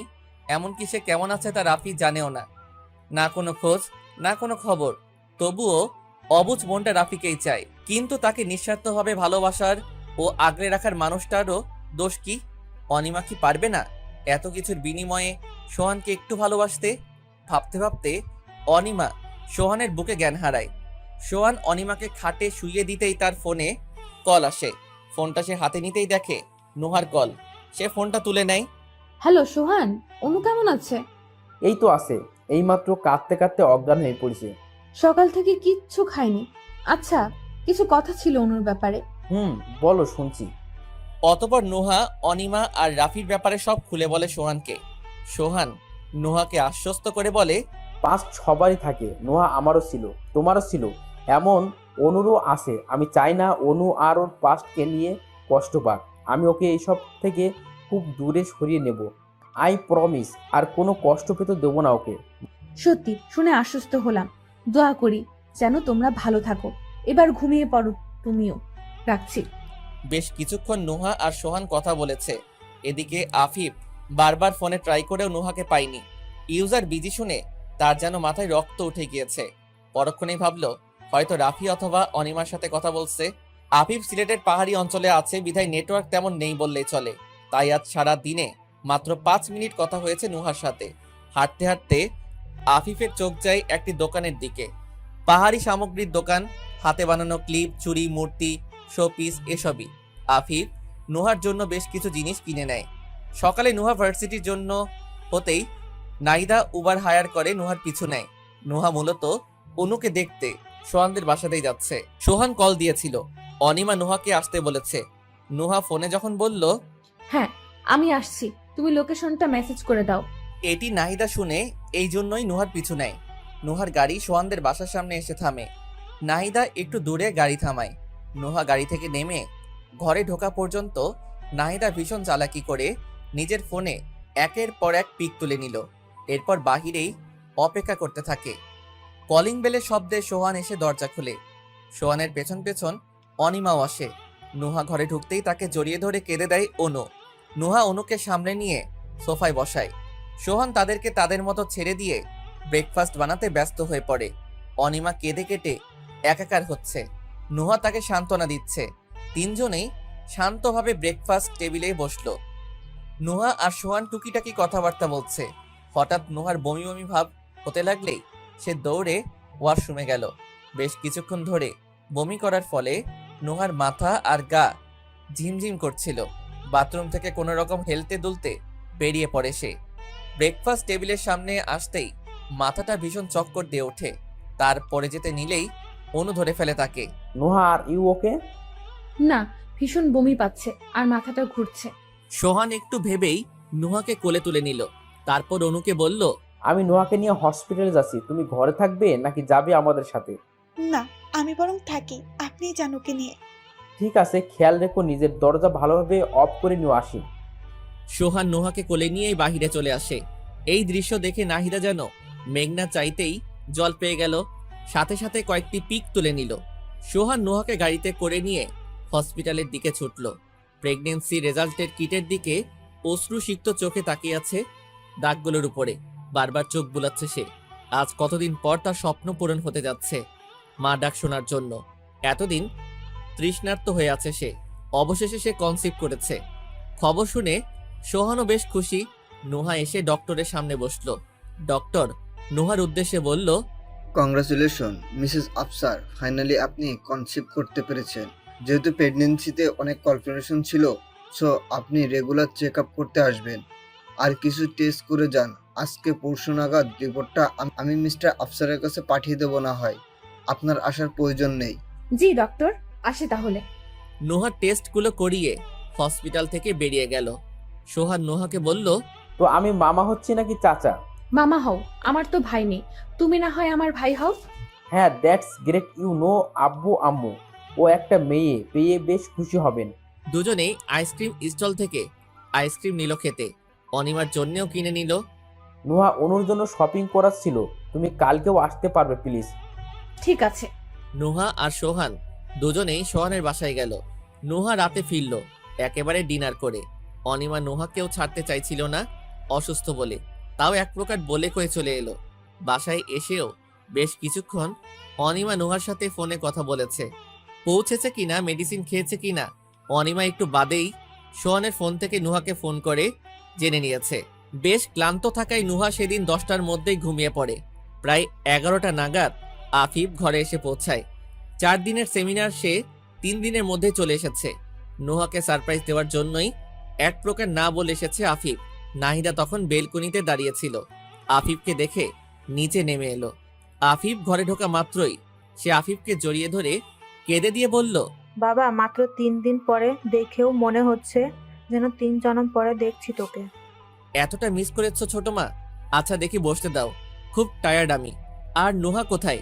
এই কথাটি শুনে নাহিদা আরো ন্যাকা কান্না কেঁদে বলল, বাবা, বৌমার ব্যাপারে তোকে কিছু বলার ছিল রে। কি বলবে ছোট মা, বলো। নাহিদা তার ফোনে তোলা পিকগুলো আফিফের হাতে দিয়ে বলল, দেখ বাবা, তোর বউ কতটা দুশ্চরিত্র। তোর পুরনো বন্ধু সোহাগের সাথে তার মেলামেশা দিন দিন বাড়ছে। 2 দিন বেশ রাত করেই ফিরেছে। সেই ছেলেটা এসে দিয়ে যেত তাকে। আজকে তো তার বাসাতেও গিয়েছিল। এই দেখছি, ছি ছি, তোর পিঠ পিছে কি কি রং করে বেড়ায় সে। এক একটা পিক দেখে দেখে আফিফের মাথায় যেন আগুন উঠে গেল। সোহানের কোলে নুহাকে দেখে তো আরো বেশি। নাহিদা বুঝতে পারে তীর একদম পয়েন্টে লেগেছে। সে ন্যাকা কান্না কেঁদে কেঁদে আরো বাজে বাজে কথা বলতে থাকে। এক পর্যায়ে আফিফ ফোনটা রেখে হাঁটা দেয় রাগের মাথায়। রুমে গিয়ে লাইট অন করে নুহার ঘুমন্ত মুখের দিকে নজর পড়তেই যেন তার সব রাগ উবে গেল।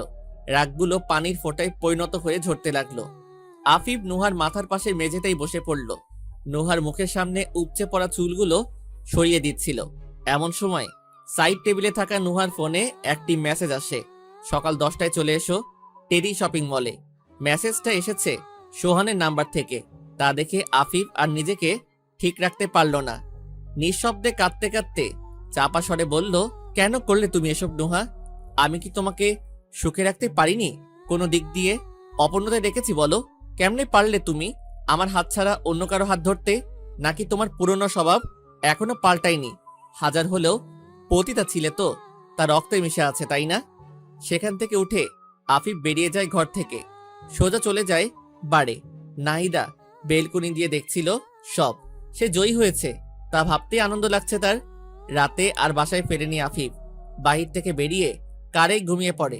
সকালে নুহা উঠে ফোনটা হাতে নিয়ে মেসেজটা দেখে।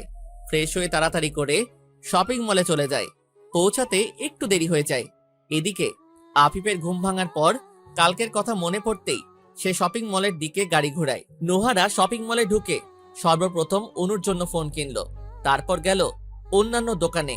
অনিমা আপন মনে ঘুরোঘুরি করে কিনছে, আর সোহান সব দিকেই নুহাকে আস করে করে কিনছে অনুর পছন্দ হওয়ার জন্যে। সোহান আর নুহা শাড়ির দোকানে শাড়ি দেখছিল, পাশেই অনু 3 পিস কালেকশন দেখছিল আলাদাভাবে।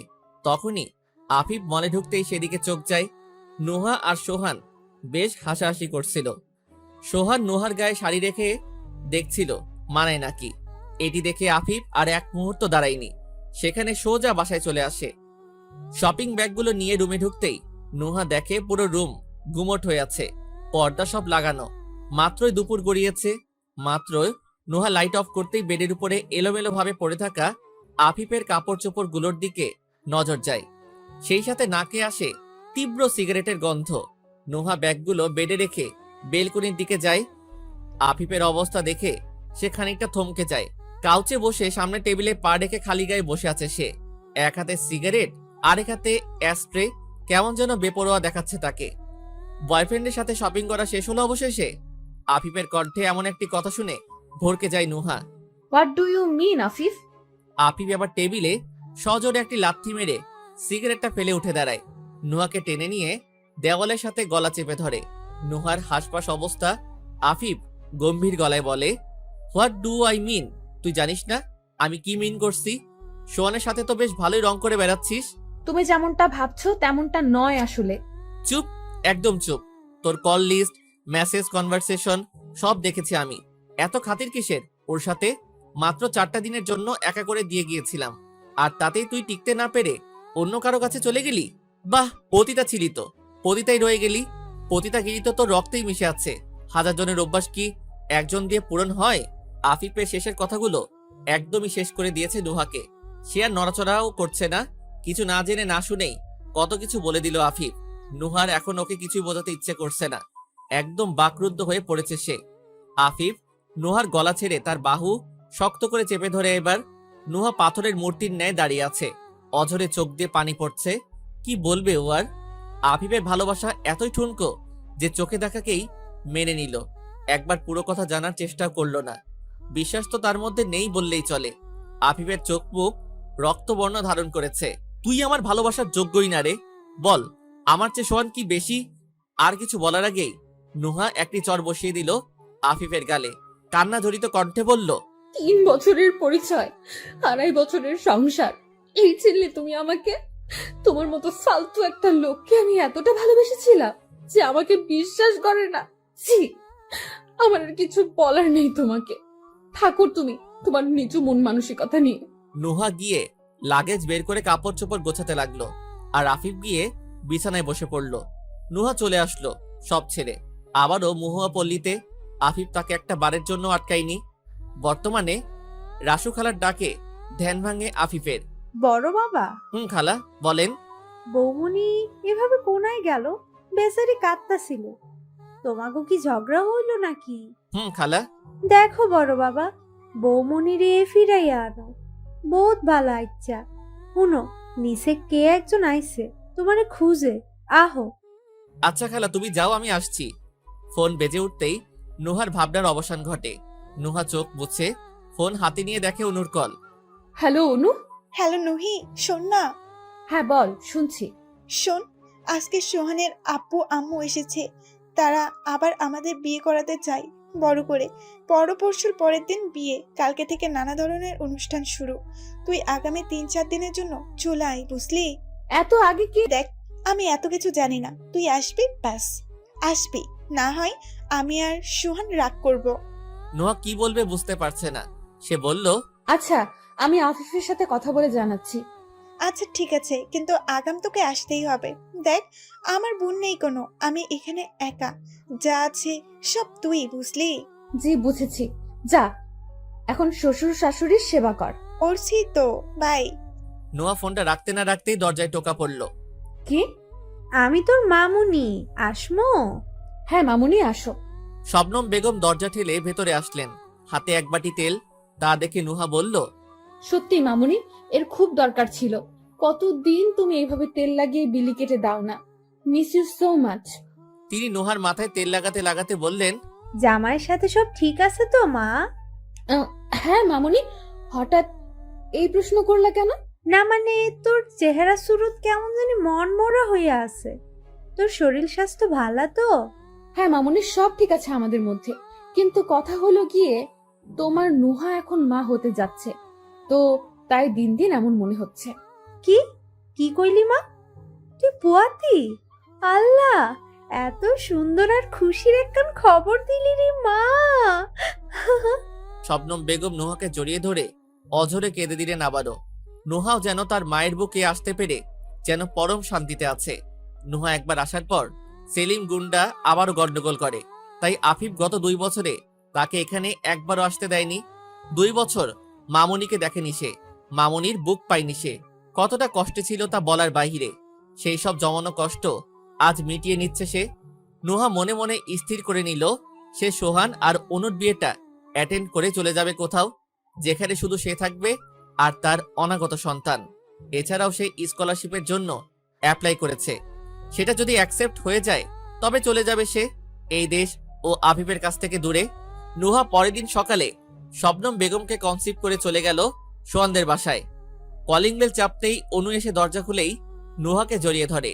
নুহা ভেতরে ঢুকতেই দেখে সোহানদের বাসায় রমরমে অবস্থা, চারদিকে আত্মীয় স্বজন বিস্তৃত।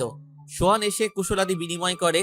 সোহান তার মা বাবার সাথে নুহার পরিচয় করিয়ে দিয়ে বলে, তোমাদের না আক্ষেপ ছিল একটি মেয়ের জন্য? মনে করো এটি তোমাদেরই মেয়ে আর আমার একমাত্র বোন। সোহানের বাবা মা নুহাকে পেয়ে যথেষ্ট খুশি, আর যখন শুনলো নুহা মা হতে চলেছে তখন তো খুশির আমেজ আরো বেড়ে গেল। তারা নুহার বেশ যত্ন আত্তি করছে। নুহা মনে মনে আল্লাহর শুকরিয়া আদায় করছে যে অনু এত ভালো একটা ফ্যামিলি পেয়েছে। অনু এদের মাঝে সত্যি খুব ভালো থাকবে। অনুকে যে রুমে আলাদা থাকতে দেওয়া হয়েছিল, অনু নুহাকে সেই রুমে নিজের সাথে রেখেছে। নুহা সবার সাথে মিলে হাসি খুশি থাকার চেষ্টা করছে, কিন্তু মনের চাপা কষ্টগুলো ঠিকই তাকে ভেতরে ভেতরে যন্ত্রণা দিচ্ছে। এয়ারপোর্টে থেকে বেরিয়ে রাফি একটি ক্যাব নিল। হুট করে দেশে আসা ওর, কেন এসেছে সে নিজেও বুঝতে পারছে না, কিন্তু তার মনে হচ্ছে যে তার আসাটা বেশ জরুরি। এয়ারপোর্ট থেকে বাসায় যেতে বেশ কিছুক্ষণ টাইম লাগবে। যে বারবার নুহার ফোন ট্রাই করছে কিন্তু কল ধরছে না কেউ। নুহা এদিকে ব্যস্ত, বিয়ে বাড়ি বলে কথা, সোহানের মায়ের সাথে কথা বলছে আর টুকটাক কাজকর্ম করে দিচ্ছে। 4 দিন হওয়ার আগেই সেমিনার ছেড়ে চলে আসায় আফিফের কোম্পানি বেশ লস হয়েছে। আফিফ গত 1 দিন বাসা থেকে বেরই হয়নি। অফিসের সব দায়িত্ব তার পিএকে বুঝিয়ে দিয়েছে। আফিফ বাগানে দোলনায় বসে সিগারেট টানছে। সিগারেটের অভ্যাস নুহা একদমই ছুটিয়ে ফেলেছিল, কিন্তু গতকাল থেকে আবার নেশা হয়ে দাঁড়িয়েছে সিগারেট তার। রাফি ক্যাব থেকে নেমে বোনেট থেকে তার লাগেজগুলো বের করছিল। গেটের ভিতর থেকে আফিফ হালকা দেখতে পাচ্ছিল যে কেউ গাড়ি থামিয়েছে। আফিফ সিগারেট ফেলে দিয়ে গেটের দিকে গেল। রাফি লাগেজগুলো নিয়ে ভেতরে ঢুকতেই আফিফের মুখোমুখি হলো। হঠাৎ রাফিকে দেখে আফিফ ভীষণ অবাক হলো। তার ইচ্ছে করছিল রাফিকে জড়িয়ে ধরতে, কিন্তু জড়তা এসে ভর করেছিল। এদিকে ভাইকে দেখে রাফি ভেতরে ভেতরে অনেক ইমোশনাল হয়ে পড়েছিল, কিন্তু সেও জড়তায় ভুগছে। রাফি আর কিছু না বলে লাগেজগুলো নিয়ে হাঁটা দিল। নাহিদা বেলকুনি থেকে রাফিকে দেখে দৌড়ে নিচে নেমে এলো। ছেলেকে দেখে কেন জানি সে কেঁদেই ফেললো। সে যেই না রাফিকে জড়িয়ে ধরতে যাবে, রাফি পাত্তা না দিয়ে ভেতরে ঢুকেই চিল্লিয়ে চিল্লিয়ে নুহাকে ডাকতে লাগলো, ভাবি, ও ভাবি, কই তুমি? দেখো আমি এসেছি। নাহিদার রাগে গা জ্বলে যাচ্ছে। সে কিছু না বলে ঘরে চলে গেল। রাফি বেশ কয়েকবার নুহাকে ডাকলো। ঘরের সার্ভেন্ট সব এলেও নুহা এলো না তাদের মধ্যে।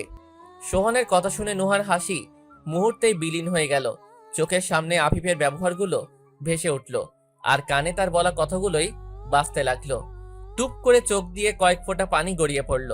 রাসু খালা নাস্তা নিয়ে আসার পর রাফি তাকে জিজ্ঞেস করলো, খালা, ভাবি কেন ঘর ছেড়ে গেছে কিছু জানেন? মূল কারণ তো জানি না ছোট বাবা, তবে বড় বাবা যেদিন বাসায় ফেরত আইলো, ছোট বেগম উনারে কি কি বলতাছিল বৌমনির নামে। হ্যাঁ, পরের দিনই বৌমনি দুপুর চইলা গেল। কাঁদতে কাঁদতে বড় বাবাও আর আইন তো যায় না। আচ্ছা খালা, তুমি যাও, পারলে এক কাপ কফি দিও, আমার মাথা ধরেছে খুব। রাফির কাছে এখন বিষয়টা ক্লিয়ার, সব তার মাই করেছে। রাফি খাওয়া শেষে ফ্রেশ হয়ে নিল, হাতে কফিটা নিয়ে নাহিদার ঘরের দিকে হাঁটা দিল। নাহিদা তখন হিসাব লিখতে ব্যস্ত। আসসালামু আলাইকুম মিসেস আফসার, আসবো? নাহিদা মাথা তুলে তাকিয়ে সালামের জবাব দিয়ে ইশারায় রাফিকে বসতে বলল। রাফি সোফায় বসে হাতে ফোনটা নিয়ে ব্যস্ত হয়ে পড়ল। নাহিদা তার কাজ শেষ করে বসতে বসতে বলল, তা তুমি আমার রুমে পথ মারালে কিভাবে? রাফি স্মিত হেসে উত্তর দিল, তেমন কিছুই না, খবরাখবর নিতে আসলাম। তা কেমন আছো? আমি কি কখনোই খারাপ থাকি? তা ঠিক, ভাবি চলে যাওয়াতে তো তোমার ঈদ ঈদ অবস্থা, তাই না? ছেলের কথা শুনে নাহিদা উচ্চস্বরে হেসে বলল, তুই যে আমারই রক্ত তার বারবার প্রমাণ হয়ে যায়। যাই বলিস না কেন, তাড়ানোটা খুব সহজ ছিল, একদম পানি ভাতের মতোই। তাই নাকি? এত কিছু কিভাবে করলে? নাহিদা ভ্রু কুঁচকে বলল, তোর এত আগ্রহ কেন জানার? ইউ নো হোয়াট মম, আমি এখন আমার স্বার্থ নিয়ে ভাবা শুরু করেছি। এতদিনে বুঝলাম তুমি আমার ভালোটাই চাচ্ছ, তাই দেখছো না তোমার সাথে কথা বলতে এসেছি। সব শুনতে ভালোই লাগছে। ছেলের কথা শুনে নাহিদা খুশিতে গদগদ করতে করতে বলল, যাক, এতদিনে বুঝলি তোর মা শুধু তোর ভালোটাই চায়। বুঝেছিস, এটাই অনেক। এখন তুই আর আমি মিলে আফিফকে সরিয়ে দিব, তাহলেই সব আমাদের। সরানোর কম চেষ্টা তো করিনি, বলো। তা অবশ্য ঠিক বলছিস, আফিফকে কতবার মারতে চেয়েছি, তাই হিসেব নেই। তোর মনে আছে রাসুর মেয়ে যে শকে মারা গিয়েছিল, তারে পা লেগে? সেই ফাঁদটিও ওর জন্যই ছিল। এরপর গাড়ির ব্রেক ফেল করলাম, তাতেও লাভ হলো না। বিষাক্ত পিঁপড়ে ছাড়লাম, তার কামড় তুই খেয়েছিলি। জানিস কত কান্না করেছিলাম সেদিন, ভাগ্যিস বেঁচে গিয়েছিলি। এরপর সিঁড়ি থেকে ফেলতে গেলাম, পড়ল নুহা। এই ছেলে যেন জমের দুয়ারে কাটা দিয়ে এসেছে, ঠিক বাপের মতোই। বাপের মতো মানে? আরে ওর বাপ মানে তোদের বাপকে মারতেও কম কষ্ট করিনি। পরে বুড়ো প্যারালাইসিস জ্বর হয়ে নিজে নিজে নিজে মরে গেল। তবে ওর মাকে মারাটা সহজ ছিল খুব, জানিস। এই সম্পত্তির জন্য আর তোর জন্য কত কিছু করেছি, কত লাশের উপর হেঁটেছি, কিন্তু তুই তো আমাকে ভুল বুঝতিস। রাফি মায়ের কথাগুলো খুব মনোযোগ সহকারে শুনছে। তার সারা শরীর যেন রাগে জ্বলে যাচ্ছে, কিন্তু এই মুহূর্তে রাগলে চলবে না, কৌশলে চলতে হবে। রাফি মোবাইল টিপার ছলে ফোনে নাহিদার বলা সবকিছু ভিডিও করে নিচ্ছে। তো ভাবিকে কিভাবে দূর করলে, বললে না যে? সেটা মনে হয় আল্লাহ আমাকে সুযোগ করে দিয়েছিল, জানিস। আফিফের পুরনো বন্ধু সোহাগের সাথে নুহার কয়েকদিনের বেশ সখ্যতা হয়েছিল, এসে ড্রপ করে দিয়ে যেত।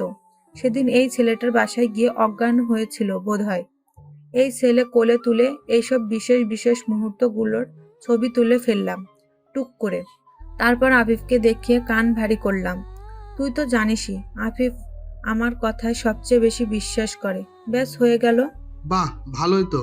আচ্ছা তুমি এবার ঘুমিয়ে পড়ো, আমি আসছি, জার্নি করে আসলাম, টায়ার্ড খুব। নাহিদা ছেলের কপালে একটি চুমু খেয়ে মাথায় হাত বুলিয়ে দেয়। রাফি চলে আসে কিছু না বলে। মায়ের ছোঁয়াগুলোই রাফির ঘেন্না লাগছে। রাফি সিঁড়ি দিয়ে উঠছিল, এমন সময় কলিং বেল বেজে ওঠে। সে দরজা খুলে দেখে একজন লোক দাঁড়িয়ে আছে।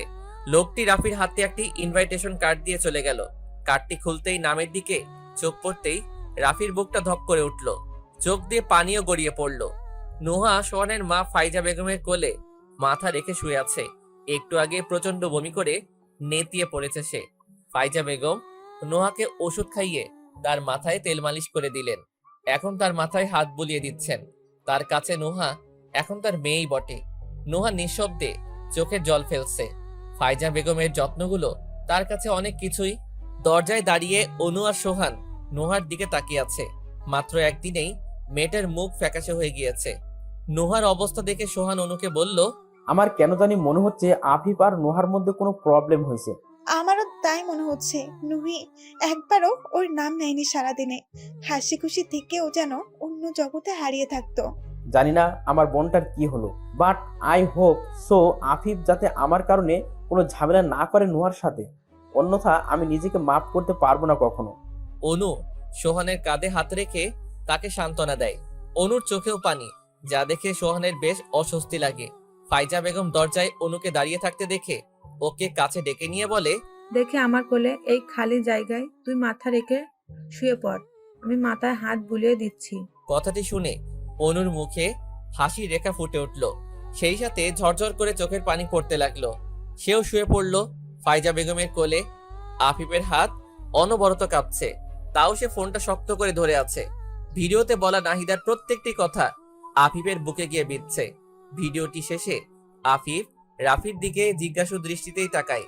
রাফি কিছুক্ষণ চুপ থেকে বলতে শুরু করে, যে মায়ের উপর তোর এত বিশ্বাস আর ভালোবাসা ছিল, সেই মা আসলে তোকে কোনোদিন ভালোবাসেনি। আমি তোকে বারবার বলতাম, কিন্তু তুই কখনোই টেস্ট করিসনি আমাকে। মা সেই তোর নাবালক হওয়ার পর থেকেই সম্পত্তি পাওয়ার লোভে তোকে মারার চেষ্টা করতে থাকে। ইলেকট্রিক শকে যে রানু খালার মেয়ে নয়না মারা গিয়েছিল, আসলে সেই দিন তারটা তোর জন্যই রাখা ছিল। গাড়ির ব্রেক ফেল হয়ে যে রাজু কাকা আহত হয়েছিল, সেই প্ল্যানিংও তোর জন্যই ছিল। তোর রুমে বিষাক্ত পিঁপড়া ছেড়ে ছিল, যার কামড় আমি খেয়েছিলাম, সেটিও তোর জন্যই ছিল। আর ওই দিন যে ভাবি সিঁড়ি থেকে পড়লো, সেই দিন ওই হাতটিও তোর জন্যই ছিল।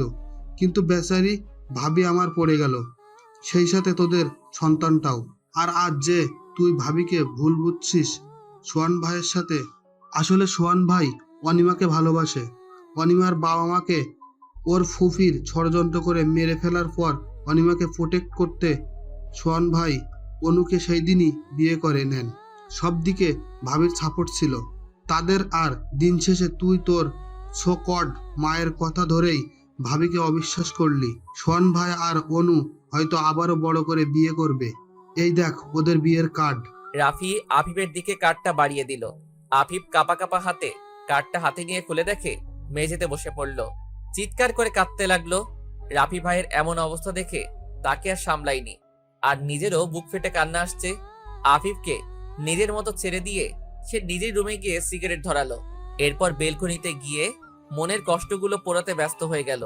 তার চোখ দিয়েও জল গড়িয়ে পড়ছে। তারও বেশ কাঁদতে ইচ্ছে করছে, চিল্লিয়ে চিল্লিয়ে, কিন্তু পারছে না। তাই নিঃশব্দে কেঁদে নেওয়াটাই তার শ্রেয় মনে হলো। অনু আর সোহানকে পাশাপাশি বসানো হয়েছে। সর্বপ্রথম ফাইজা বেগম হলুদ ছোঁয়ালেন, তারপর সোহানের বাবা সুনাম সাহেব, এরপর নুহা লাগালো, সাথে তারাও নুহাকে হলুদে রাঙিয়ে দিল। এরপর একে একে বাকিরা লাগানো শুরু করলো। অনু কাঁচা হলুদ রঙের একটি শাড়ি পরেছে, আর সাথে সোহানও সেম রঙের একটি পাঞ্জাবি পরেছে। দুজনকে পাশাপাশি বেশ সুন্দর দেখাচ্ছে। দুজনেই বেশ খুশি। নুহা তাদের দিকে মুগ্ধ হয়ে তাকিয়ে আছে আর মনে মনে দোয়া করছে তাদের জন্য। নুহা শুধুমাত্র হালকা একটি হলুদ ও ব্লু কালারের কম্বিনেশনের 3 পিস পরেছে। তার ভারী কাপড়ে অস্বস্তি হচ্ছিল বলেই ফাইজা বেগম এটি পরতে বলেছেন। আফিফ সকাল হতেই বেরিয়ে পড়ে নুহার খোঁজে, কিন্তু অফিস থেকে জরুরি কল আসায় আপাতত অফিসে যেতে হলো। মাত্র এসে বসেছে তার পিএ, তাকে আসতে বলে নিজেই উদাও হয়ে গিয়েছে, বলেছে একটু অপেক্ষা করতে। আফিফের এই মুহূর্তে যা খুবই বিরক্তি লাগছে। আফিফ নিজের লোকেদের লাগিয়ে দিয়েছে নোহাকে খোঁজার জন্য। নোহার ফোনও অফ, লাস্ট লোকেশন ছিল মহুয়া পল্লীতে। আফিফ এদিকের কাজ ছেড়ে সেদিকেই যাবে। হলুদ ছোঁয়ানোর পর্ব শেষে এখন মেহেদি লাগানোর পর্ব চলছে। অনুর 2 হাত ভর্তি করে মেহেদি লাগানো হচ্ছে। বিয়ের কোণে বলে কথা, নোহাকেও ফাইজা বেগম জোর করে ধরে মেহেদি লাগাতে বসিয়ে দিয়েছে। সে সিম্পল ভাবে লাগাচ্ছে, সে কেন যেন হাসি খুশিও থাকতে পারছে না। দূর থেকে সোহান লক্ষ্য করছে নোহাকে। ফাইজা বেগম এসে ছেলের পাশে দাঁড়িয়ে বললেন, মেয়েটার অবস্থা দেখেছিস? কেমন যেন অন্য মনস্ক হয়ে থাকে। আল্লাহ ভালো জানে সে কতটা কষ্ট চেপে রেখেছে নিজের মধ্যে। একবারও মন খুলে হাসতে দেখলাম না আমার মেয়েটাকে। সোহানের মায়ের কোনো মেয়ে নেই বলে তিনি নোহাকে নিজের মেয়ের মতোই আপন করে নিয়েছেন। নিজের সন্তান ভাবেন, তাই উনার বেশ চিন্তা হচ্ছে।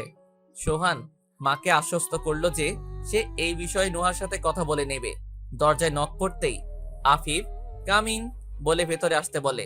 তার পিএ কেবিনে ঢুকে বসে আফিফ বেশ ঝাঁঝালো কণ্ঠে বলে, কান্ডজ্ঞান বলতে কি কিছুই নেই?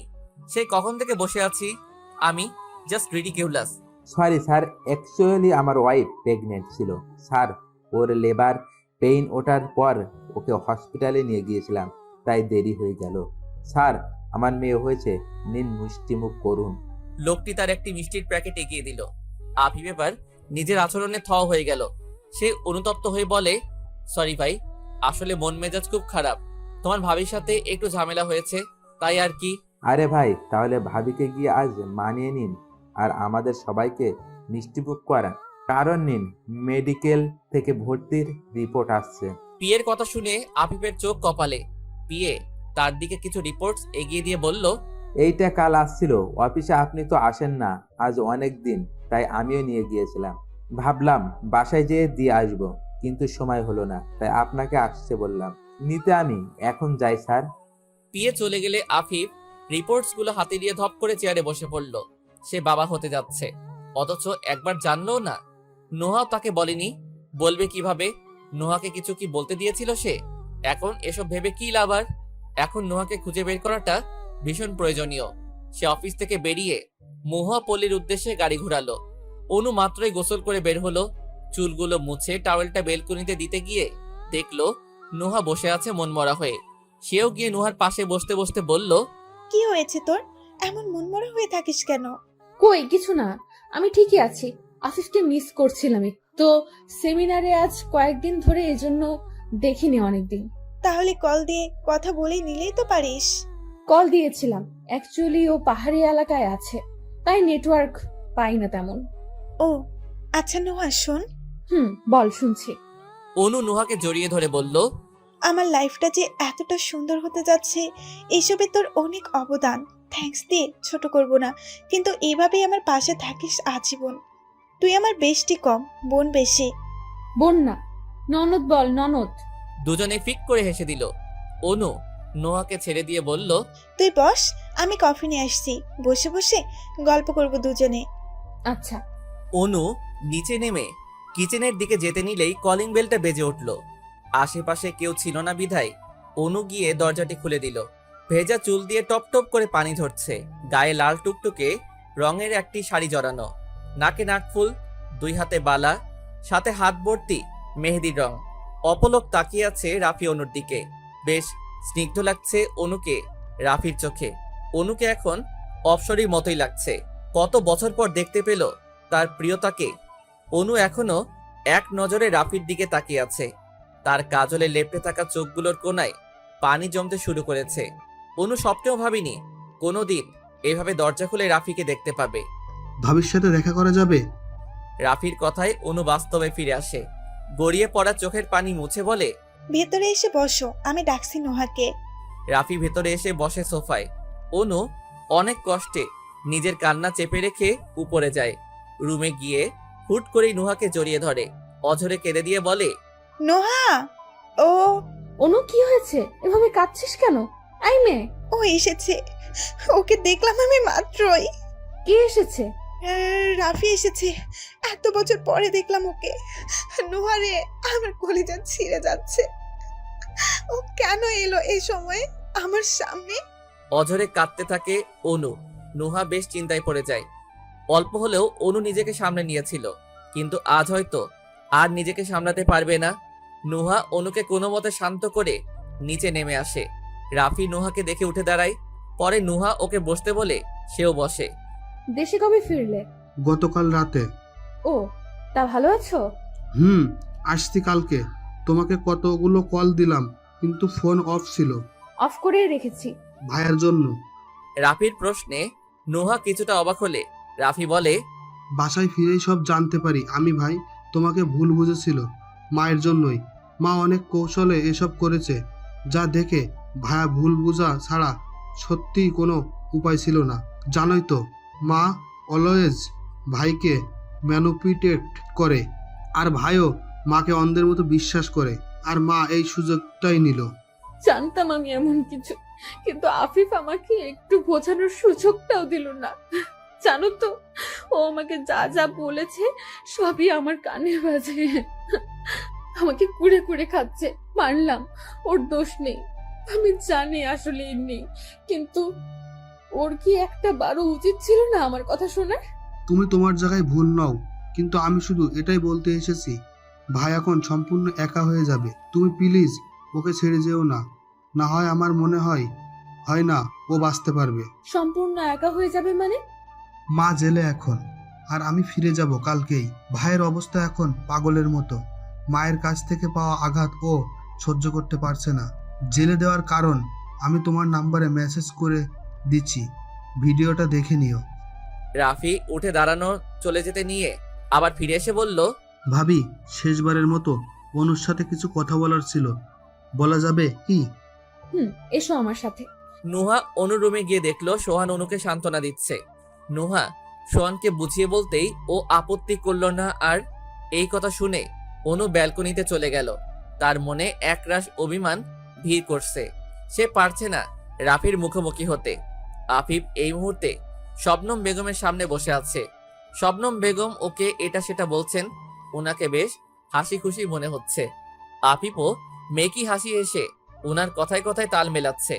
এক পর্যায়ে আফিফ বলল, মামুনি, নুহাকে একটু ডেকে দিবেন প্লিজ। নুহা তো এইখানে নাই, তুমি জানো না? নুহা এখানে নেই মানে? নুহা কোথায়?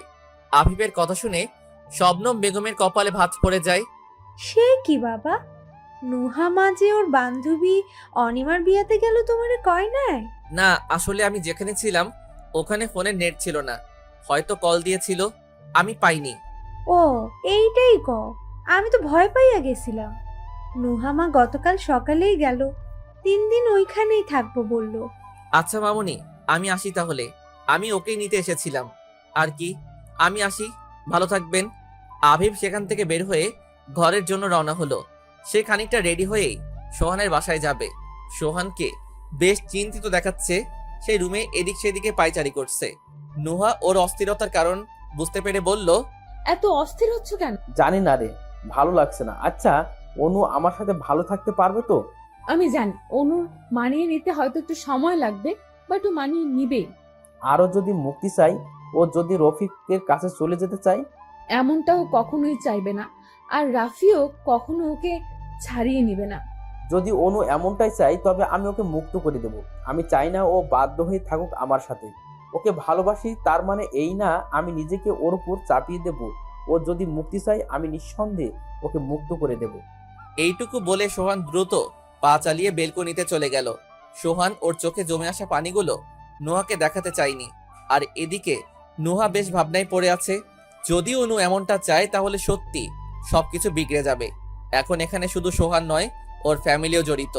নুহা সব আল্লাহর উপরেই ছেড়ে দিয়েছে।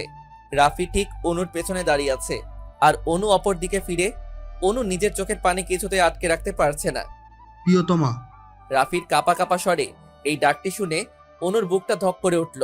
কত বছর পরে তাকে এই নাম দেওয়া মানুষটি তাকে এই নামে ডেকেছে। অনুর চোখের জলরাশি রাফির হৃদয়কে ক্রমাগত ক্ষত বিক্ষত করছে। চোখগুলো লাল হয়ে আছে ওর।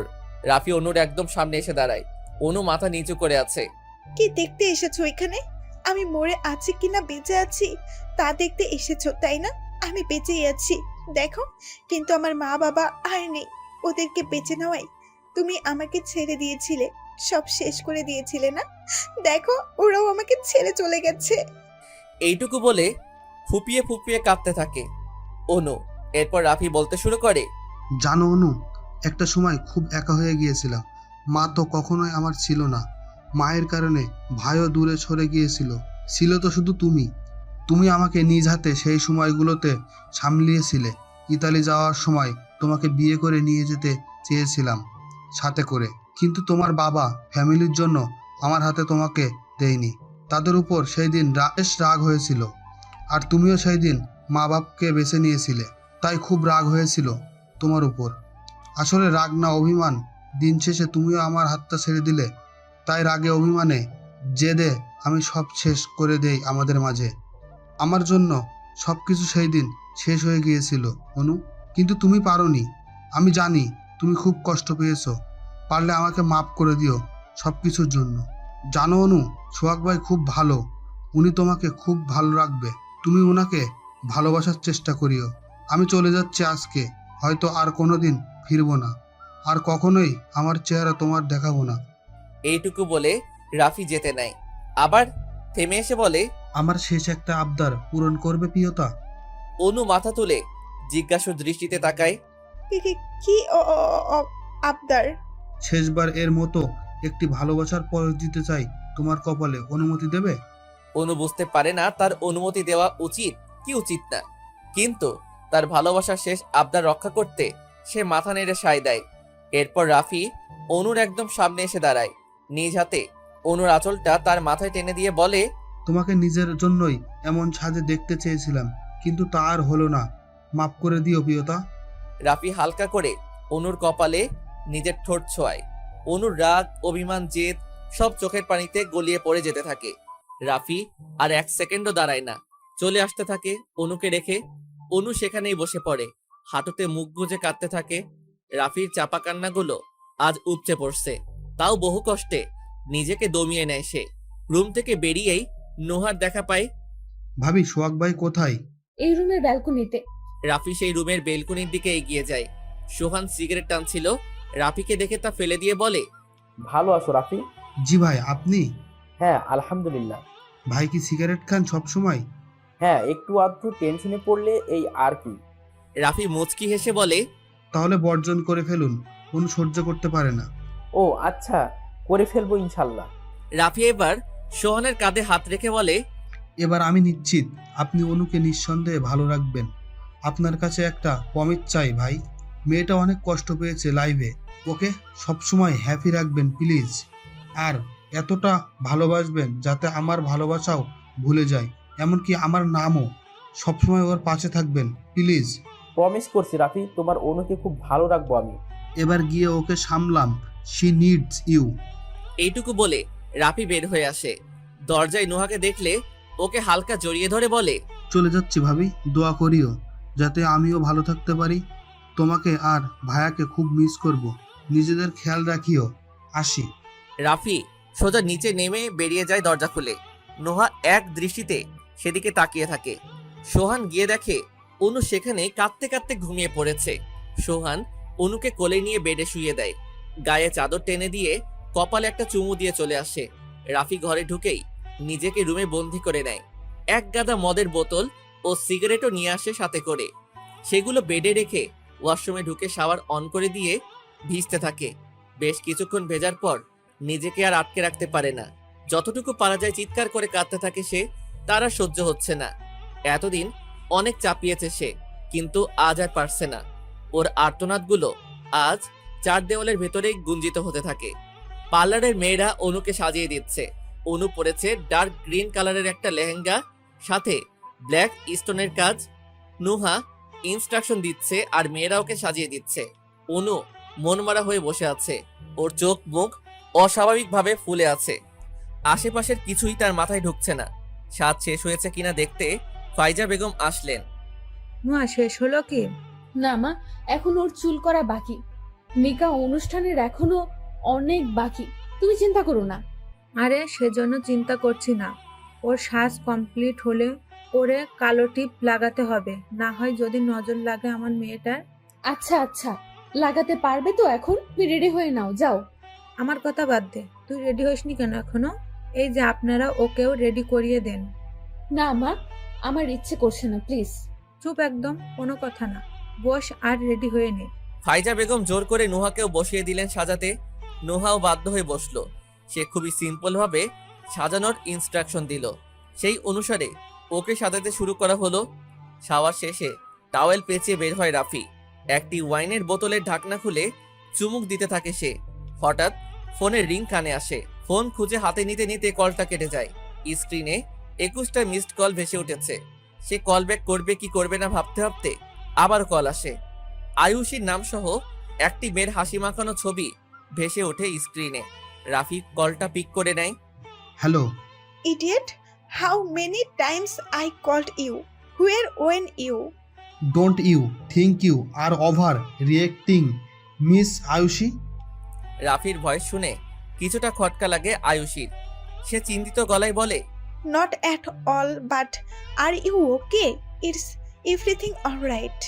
রাফি একটি দীর্ঘশ্বাস ফেলে, হৃদয়ের গহীন হতে আসা দীর্ঘশ্বাস এটি, শত চাপা কষ্ট জানানোর সাথে। এরপর বলে, আজকে ওর বিয়ে মিস আয়ুষী, নিজ চোখে ওকে বধূ বেশে দেখে এসেছি। I can describe you how am I feelings right now. Ayushi রাফির সাইকিয়াট্রিস্ট ভেনিসে যাওয়ার পর থেকে যখন রাফি পুরোপুরি মানসিকভাবে ভেঙে পড়ে, তখন কাউন্সিলিং শুরু করে আয়ুষীর সাথে। সেই সুবাদে আয়ুষী রাফির ফ্যামিলি রিলেশন সব ব্যাপারেই জানা। এছাড়া ভেনিসে যাওয়ার পর আয়ুষী প্রথম কেউ যার সাথে রাফির সখ্যতা গড়ে ওঠে। দুজনেই বাঙালি হওয়ায় আন্ডারস্ট্যান্ডিংও বেশ ভালো ছিল। কিন্তু ধীরে ধীরে আয়ুষী রাফির প্রতি দুর্বল হতে শুরু করে, যা পরবর্তীতে ভালোবাসায় পরিণত হয়েছে। ভেনিসে রাফির খারাপ সময়গুলোতে আয়ুষী সবসময়ই রাফির পাশে থেকেছে। আয়ুষীকে জড়িয়ে ধরে রাফি কতবার কেঁদেছে তার হিসেব নেই। রাফির জন্য আয়ুষী শুধু ওর বেস্ট ফ্রেন্ড হলেও আয়ুষীর জন্য রাফি ওর ভালোবাসা। রাফির কথা মনোযোগ দিয়ে শুনে আয়ুষী বলে, বুঝলাম, এক্সের বিয়ে, তাহলে নিশ্চয়ই কেঁদেছ। আর আমি যদি ভুল না হয় তাহলে তোমার হাতে এখন ওয়াইনের বোতল, যা হয়তো কয়েক শিফট খেয়েও নিয়েছ, এম আই রাইট? না, আমার হাতে কোনো ওয়াইনের বোতল নেই। Don't accuse me. Mister Rafi, I know you best than anyone. এক্ষুনি ওয়াইনের বোতলটা ফেলো, কুইক। এত দামি ওয়াইনটা ফেলতে কষ্ট হবে, এক্সের বিয়ে উপলক্ষে এতটুকু তো চলবেই।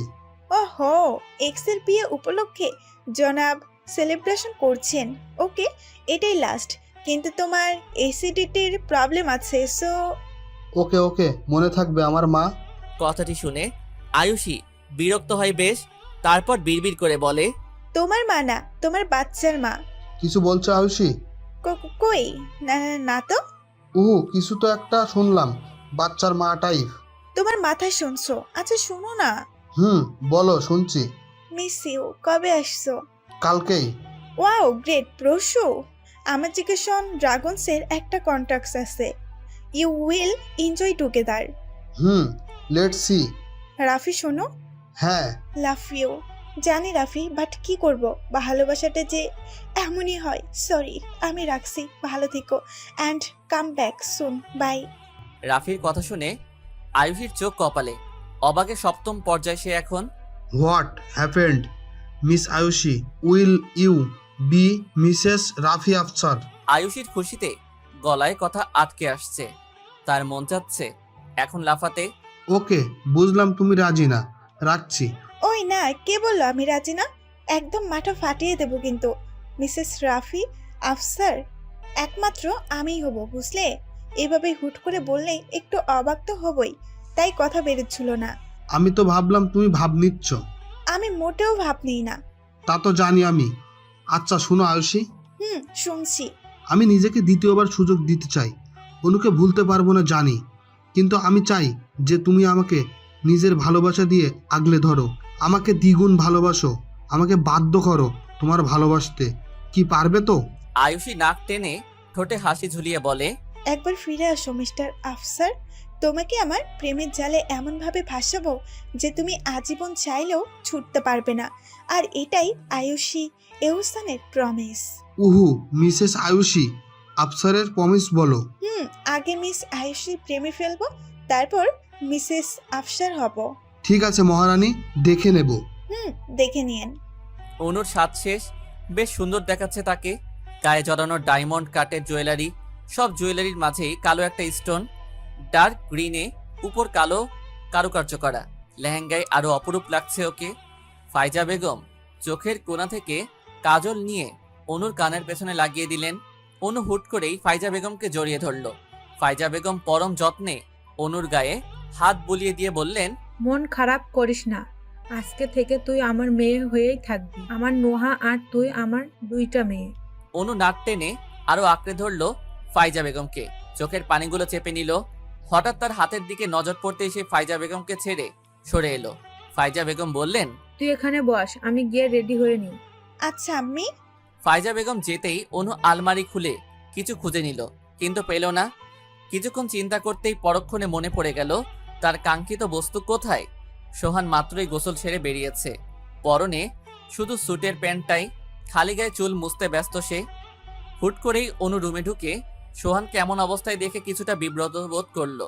তারপর আলমারি খুলে কিছু খুঁজতে লাগলে সোহান বলল, কি খুঁজো? এই তো পেয়ে গেছি। কি? অনু সোহানের সামনে একটা ব্রেসলেট উঁচিয়ে ধরে।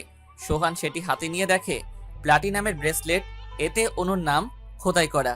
অনু বলে, বাবার দেওয়া শেষ কিছু, তাই আমি চাই বাবার দোয়া হিসেবে আমি আমার হাতেই থাকুক আজকের দিনে। ব্রেসলেটটির দিকে চোখ রেখে অনু বলল। কথাটা বলতে গিয়ে অনুর শটটা কেমন যেন ভারী হয়ে এলো, চোখ জোড়া ভরে এলো। সোহান পরম যত্নে সেটি অনুর বাম হাতে পরিয়ে দিল। এরপর সোহান গিয়ে শার্টটা গায়ে জড়িয়ে নিয়ে বোতাম লাগাতে নিলেই অনু এসে বলল, মেয়াই। অনুর থেকে এমন কিছু সোহান মোটেও আশা করেনি। খুশির চোটে সোহানের মুখ দিয়ে কোনো কথা বেরোলো না, সে শুধু মাথা নাড়িয়ে সম্মতি দিল। সোহানের সম্মতি পেয়ে অনু বোতাম লাগাতে শুরু করলো। অনুর বোতাম লাগানো শেষে সোহান শার্ট ইন করে নিল। অনু বেশ যত্নে স্যুটের কোটটা পরিয়ে দিল সোহানকে। সোহান মুগ্ধ হয়ে অনুকে দেখতে ব্যস্ত। বউ সাজে অপরূপ লাগছে অনুকে। অনু এটা ওটা করার সময় ওর চুরি ঝংকার যেন সোহানের বুকে ঝড় তুলছিল। অনুর কপালে একটি উষ্ণ পরশ দিতে পারলে মন্দ হতো না। সোহানের চোখ অনুর বেঁকে থাকা টিকলিটাই আটকে গিয়েছে। কোট পরানো শেষে অনু বলল, বেডে গিয়ে বসুন। সোহান চুপচাপ গিয়ে বসে পড়ল। অনু সোহানের মাথাটা একটু ভালোভাবে মুছে চুলে জেল লাগিয়ে চুলগুলো সেট করে দিল। সোহানের হাতে ওয়াচটা পরিয়ে দিল, পারফিউম লাগিয়ে দিল।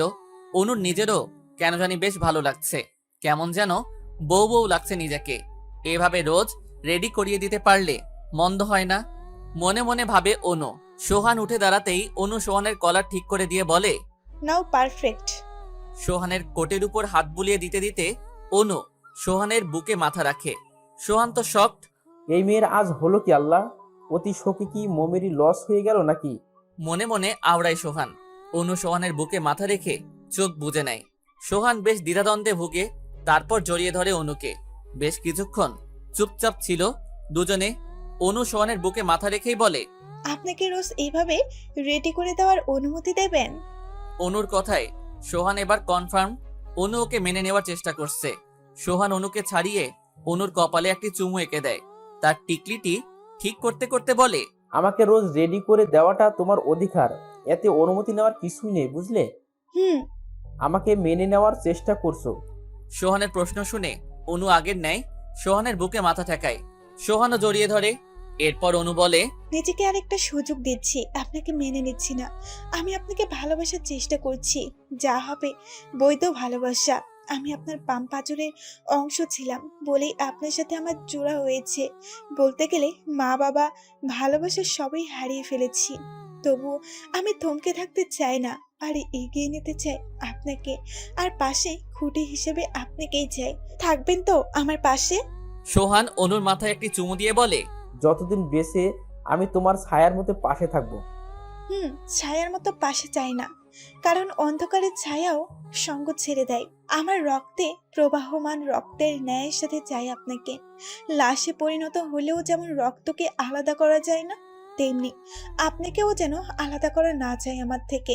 কথা দিলাম, তুমি যেমন ভাবে চাও ঠিক সেভাবেই তোমার পাশে থাকবো। অনু আরেকটু শক্ত করে আঁকড়ে ধরে সোহানকে, সাথে সোহানও। নুহা অনুকে খুঁজতে খুঁজতে সোহানের রুমে গিয়ে ঢোকে। সোহান নুহাকে দেখে হাত দিয়ে ইশারা করে কিছু। নুহা মুচকি এসে দরজা টেনে দিয়ে বেরিয়ে আসে। কিছুক্ষণ আগে রাফির সাথে কথা হয়েছে। রাফি আয়ুষীর কথা বলেছে, সাথে বিয়েরও। নুহা মহা খুশি। রাফির গতি হবে একটা। আয়ুষীর সাথে নুহার দু একবার কথা হয়েছিল। নিঃসন্দেহে খুব ভালো মেয়ে সে, রাফিকে ভালো রাখবে। এতে নুহা বেশ খুশি হয়। এখন অনু আর সোহানকে সাথে দেখে খুশি দ্বিগুণ বেড়ে যায় ওর। মনে মনে আল্লাহকে লাখ লাখ শুকরিয়া জানায় সবার জীবন এভাবে গুছিয়ে দেওয়ার জন্যে। কিন্তু পরক্ষণেই বুক চিরে দীর্ঘশ্বাস বেরিয়ে আসে ওর। নিজের পেটে হাত রেখে ভাবে তার নিজের জীবনটাই যে অগোছালো রয়ে গেল। গিফট আর ফুলের বুকে হাতে নিয়ে আফিফ গুটি গুটি পায়ে সোহানদের বাসায় ঢুকলো। কতকাল পর এসেছে এখানে তা তার নিজেরও মনে নেই। সোহান একটু দূরে দাঁড়িয়ে কার সাথে যেন কথা বলছিল। আফিফকে দেখে তার দিকে এগিয়ে এলো। ওয়েলকাম ওয়েলকাম, তুই আসবি মনেই হয়নি। যাই হোক, এসেছিস, তোর জন্য ধন্যবাদ। না আসলে কি হতো নাকি, আমার এককালের বেস্ট ফ্রেন্ডের বিয়ে। তা ঠিক, কিন্তু এতদিন কই ছিলি তুই? তোকে আমার বোনটা কত মিস করছে জানিস? বোন বলতে? তোর বউ আমার বোন লাগে, বুঝলি? ও আমি এখানে ছিলাম না, সেমিনারে ছিলাম তাই। আয় ভেতরে চল। সোহান আফিফকে টেনে ভিতরে নিয়ে গেল। দুজনেই গল্প জুড়ে দিল। আফিফের ভেতরে প্রথমে একটু জড়তা কাজ করলেও পরে তা দূর হয়ে যায়। নুহা শেষবারের মতো অনুর সবকিছু চেক করে নিচ্ছিল। এরপর অনুকে সাথে নিয়ে নিচে নেমে এলো। সেই সময় নিচে বেশ হই হুল্লোড় পড়ে গেল। আফিফ আর সোহান দুজনেই সিঁড়ির দিকে তাকালো। সোহানের চোখ অনুতে আটকে গেছে, আর আফিফের চোখ নুহাতে। শ্যাওলা বর্ণের একটা কাতান, তার মধ্যে সিলভার কালারের কারুকার্য, গায়ে হোয়াইট স্টোনের গয়না, চুলে খোপা, আর তাতে ফুল, দেয়ালে কপালে টিকলি। বেশ সুন্দর লাগছে নুহাকে, কিন্তু এই কয়দিনে কেমন যেন রোগা হয়ে গিয়েছে, মুখটা ফ্যাকাশে হয়ে আছে। আফিফ অপলক সেদিকে তাকিয়ে আছে। একসময় নুহারও আফিফের দিকে চোখ যায়, দুজনেরই চোখাচোখি হয়ে যায়। ব্লু কালারের স্যুটে বেশ দারুণ লাগছে আফিফকে। চোখে খুশির ঝলক ফুটে ওঠে নুহার, কিন্তু পরক্ষণে মনে পড়ে যায় সেই কথাগুলো। মাথা নিচু করে ফেলে নুহা। এরপর অনুকে নিয়ে নেমে আসে। অনুকে বসিয়ে দিয়ে সেও অনুর পাশে বসে পড়ে। একটু পরে সোহান এসে বসে ওদের পাশে, আর সোহানের পাশে আফিফ।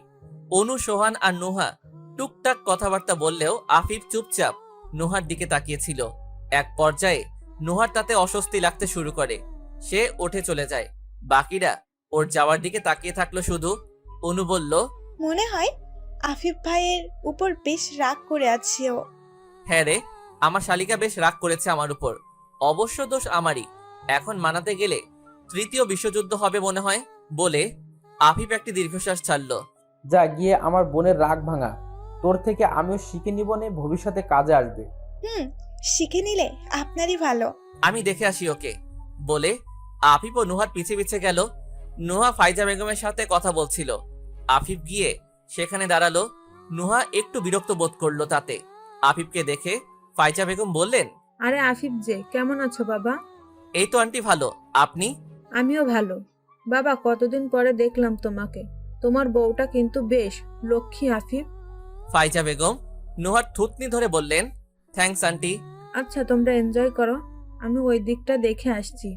ফাইজা বেগম চলে গেলে নুহা ও ওনার পেছন পেছন যেতে লাগলে আফিফ নুহার হাত ধরে আটকায় তাকে। আফিফ যেই না কিছু বলতে যাবে ওই দিকে হই হুল্লোড় পড়ে গেল।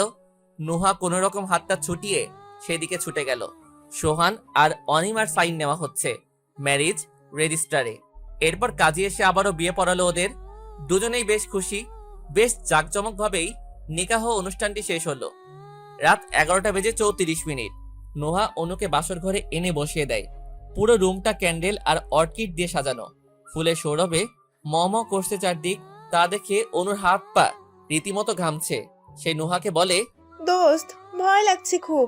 লাগবারই কথা, কিন্তু আমার মনে হয় না সোহান ভাই জোর করবে তোর উপর। তোকে সময় দিবে নিজেকে মানিয়ে নিতে। তবে এই প্যাকেটটা নে। নুহা অনুর দিকে একটা প্যাকেট এগিয়ে দিল। অনু প্যাকেট খুলে টকটকে লাল রঙা একটি জর্জেটের শাড়ি পেল। আয়, তোকে রেডি করিয়ে দিই, তুই ফ্রেশ হয়ে আয়। আচ্ছা। অনু ওয়াশরুমে চলে গেল ফ্রেশ হতে। তার বেশ অস্থির লাগছে। সে একেবারে শাওয়ার নিয়ে বেরিয়ে এলো। নুহা অনুকে শাড়ি পরিয়ে দিয়ে হালকা সাজিয়ে দিল। সোহান আর আফিফ বেলকনিতে দাঁড়িয়ে সিগারেট ভাগাভাগি করে খাচ্ছে আর বেশ জমিয়ে আড্ডা দিচ্ছে। আফিফ বলল, আজ তোর বিড়াল মারার পালা এলো অবশেষে। কি যে বলিস না, আমি কোনো জোরাজুরি করতে চাই না। ও যেদিন নিজেই আসবে সেদিনই দেখে নেব। তাই ভালো, হুট করে বিয়ে হলো, ওর টাইম লাগবেই মানিয়ে নিতে। ভালো রাখিস ওকে, বুঝলি? অবশ্যই। তা তুই আমার বোনকে কতটা ভালো রেখেছিস তাই বল দেখি। জানিস, আজকে পর্যন্ত মন খুলে হাসতে দেখলাম না ওকে। একটা মিসআন্ডারস্ট্যান্ডিং হয়েছে, ভয় নেই, মিটিয়ে নেব আজকেই। তাই ভালো, ওকে হ্যাপি রাখার দায়িত্ব তোর। আর আমার বোনের চোখে পানি আসলে পিঠে লাশ বানিয়ে দেবো তোকে। আর আমি তোকে পেটাবো আমার শালির চোখে পানি আসলে। দুজনেই হো হো করে হেসে উঠল। আফিফ ফ্রেশ হতে ওয়াশরুমে ঢুকে গেল।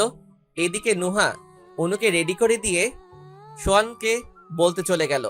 নুহা সোহানকে এসে বলল, যাও যাও, ভাবি অপেক্ষা করছে। ভাইরে, এমনিতে লজ্জা লাগছে, আমার ভয় করছে যেতে। বারে, এদিকে তুমি ভয় পাও, ওইদিকে অনু।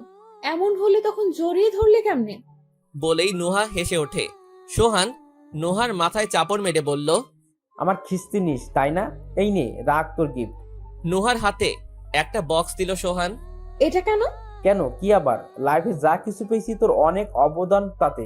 সামান্য একটা গিফট তার সামনে এটা তুচ্ছ বোন হিসেবে দিলাম রাখ 80। সোহান নুহার মাথায় হাত বুলিয়ে চলে গেল। নুহার চোখ ভরে এসেছিল, সে কেমন যেন ফ্যামিলি পেয়ে গিয়েছে। মা বাবার আদর, ভাইয়ের মমতা, সবই সোহানের ফ্যামিলি থেকে পাওয়া। নুহা দরজা বন্ধ করে কাবার্ড থেকে একটা হালকা শাড়ি বের করলো। এরপর নিজের অর্নামেন্টসগুলো খুলে গায়ের শাড়ির আঁচলটা আলগা করতেই আফিফ বের হয়ে আসে ওয়াশরুম থেকে হুট করে। হঠাৎ এমন হওয়ায় নুহা থ মেরে যায়। আফিফ এক দৃষ্টিতে নুহার দিকে তাকিয়ে থাকে। নুহা নিজের কাপড় ঠিক করে নিয়ে যেই না দরজা খুলতে যাবে, আফিফ দৌড়ে এসে নুহাকে ঝাপটে ধরে আটকায়। অনুর বেশ অস্থির লাগছে। সে কিছুক্ষণ রুমে পায়চারি করে। হুট করেই তার রাফির কথা মনে পড়ে যায়। সে ব্যালকনিতে চলে যায়। নিজের মনের সাথে যুদ্ধ করতে ব্যস্ত হয়ে পড়ে সে। পরক্ষণে সোহানকে নিয়ে ভাবতে থাকে। সোহান রুমে ঢুকে অনুকে দেখতে না পেয়ে একটু চমকে ওঠে। ওয়াশরুমে দেখে অনুকে পায় না। এরপর বেলকনিতে চলে যায়। বেলকনিতে গিয়ে তার চোখ আটকে যায়। অনু দাঁড়িয়ে আছে। চাঁদের আলো তাকে ঘিরে ধরেছে চারপাশ থেকে। ভেজা খোলা চুল বাতাসে থেকে থেকে উঠছে। শাড়িটা বেসামাল হয়ে পিঠের দিকে প্রায় নেমে কোমরের নিচে এসে ঠেকেছে। কোমরের উপর থেকে সামান্য কিছু অংশ দেখা যাচ্ছে। সেদিকটা অসম্ভব ফর্সা। সোহানে নিজেকে ঠিক রাখতে বেশ কষ্ট হচ্ছে। হবেই না বা কেন, নিজের স্বপ্নের রানীকে কাছে পেতে কার না মন চায়। সোহান ধীর পায়ে সেদিকে এগিয়ে যায়। অনুর পেছনে দরজার সাথে হেলান দিয়ে দাঁড়িয়ে এক নজরে দেখতে থাকে। অনু গুনগুন করে কিছু গাইছে। সোহান তা শোনার চেষ্টা করে কান পেতে। বেশ ভালো গাও তো। পেছন থেকে এই কথাটি শুনে অনু দ্রুত ফিরে তাকায়। সোহান হেলান দিয়ে দাঁড়িয়ে আছে হাসি এঁকে। অনু বেশ লজ্জায় মাথা নিচু করে বলে, কি জানি ভালো গাই কিনা, তবে গাইতে পারি একটু একটু। না, ভালোই গাও। যাক, বাসরাতে বেশ ভালো গিফট পেলাম। এটি শুনে অনুর লজ্জা আরো দ্বিগুণ বেড়ে যায়। সোহান একেবারে অনুর সামনে এসে দাঁড়ায়। অনুর কানের কাছে মুখ রেখে ফিসফিসিয়ে বলে, তোমাকে বেশ সুন্দর লাগছে। বলে অনুর কানে একটা চুমু দিতেই অনু কেঁপে ওঠে। সোহানের পরনের পাঞ্জাবি খামচে ধরে লজ্জায় সোহানের বুকে মুখ লুকায়। অনুর এমন আচরণে সোহান সম্মতি খুঁজে পায়। সেও অনুকে জড়িয়ে ধরে। বেশ কিছুক্ষণ এইভাবেই থাকে। সোহান তার বাঁধন আলগা করতেই অনু উপাস ফিরে দাঁড়ায়। এবার সোহান অনুর পাশে এসে দাঁড়ায়। অনু সোহানের কাঁধে মাথা রাখে। কেমন যেন এক প্রশান্তি ছেয়ে যায় তার মনে। সোহানের বাহু আঁকড়ে ধরে চাঁদ দেখায় মনোযোগ দেয়। আর সোহান অপলক দেখতে থাকে তার ভালোবাসাকে। নুহা বেশ অনেকক্ষণ যাবৎ কান্না করছে আফিফের বুকে মাথা রেখে। দুজনেই মেঝেতে বসে পড়েছে। প্রথমে জেদ দেখালেও সে পরে আর পারেনি। সেও বাধ্য হয় আফিফকে কাছে টেনে নিতে। অবশ্য পরিস্থিতিটা তখন অনুকূলে ছিল। আফিফেরও বা দোষ নেই। একসময় নুহা শান্ত হয়ে পড়ে, থেমে থেমে ফোপাতে থাকে। আফিফ তার বুকের সাথে আঁকড়ে ধরে রাখে নুহাকে।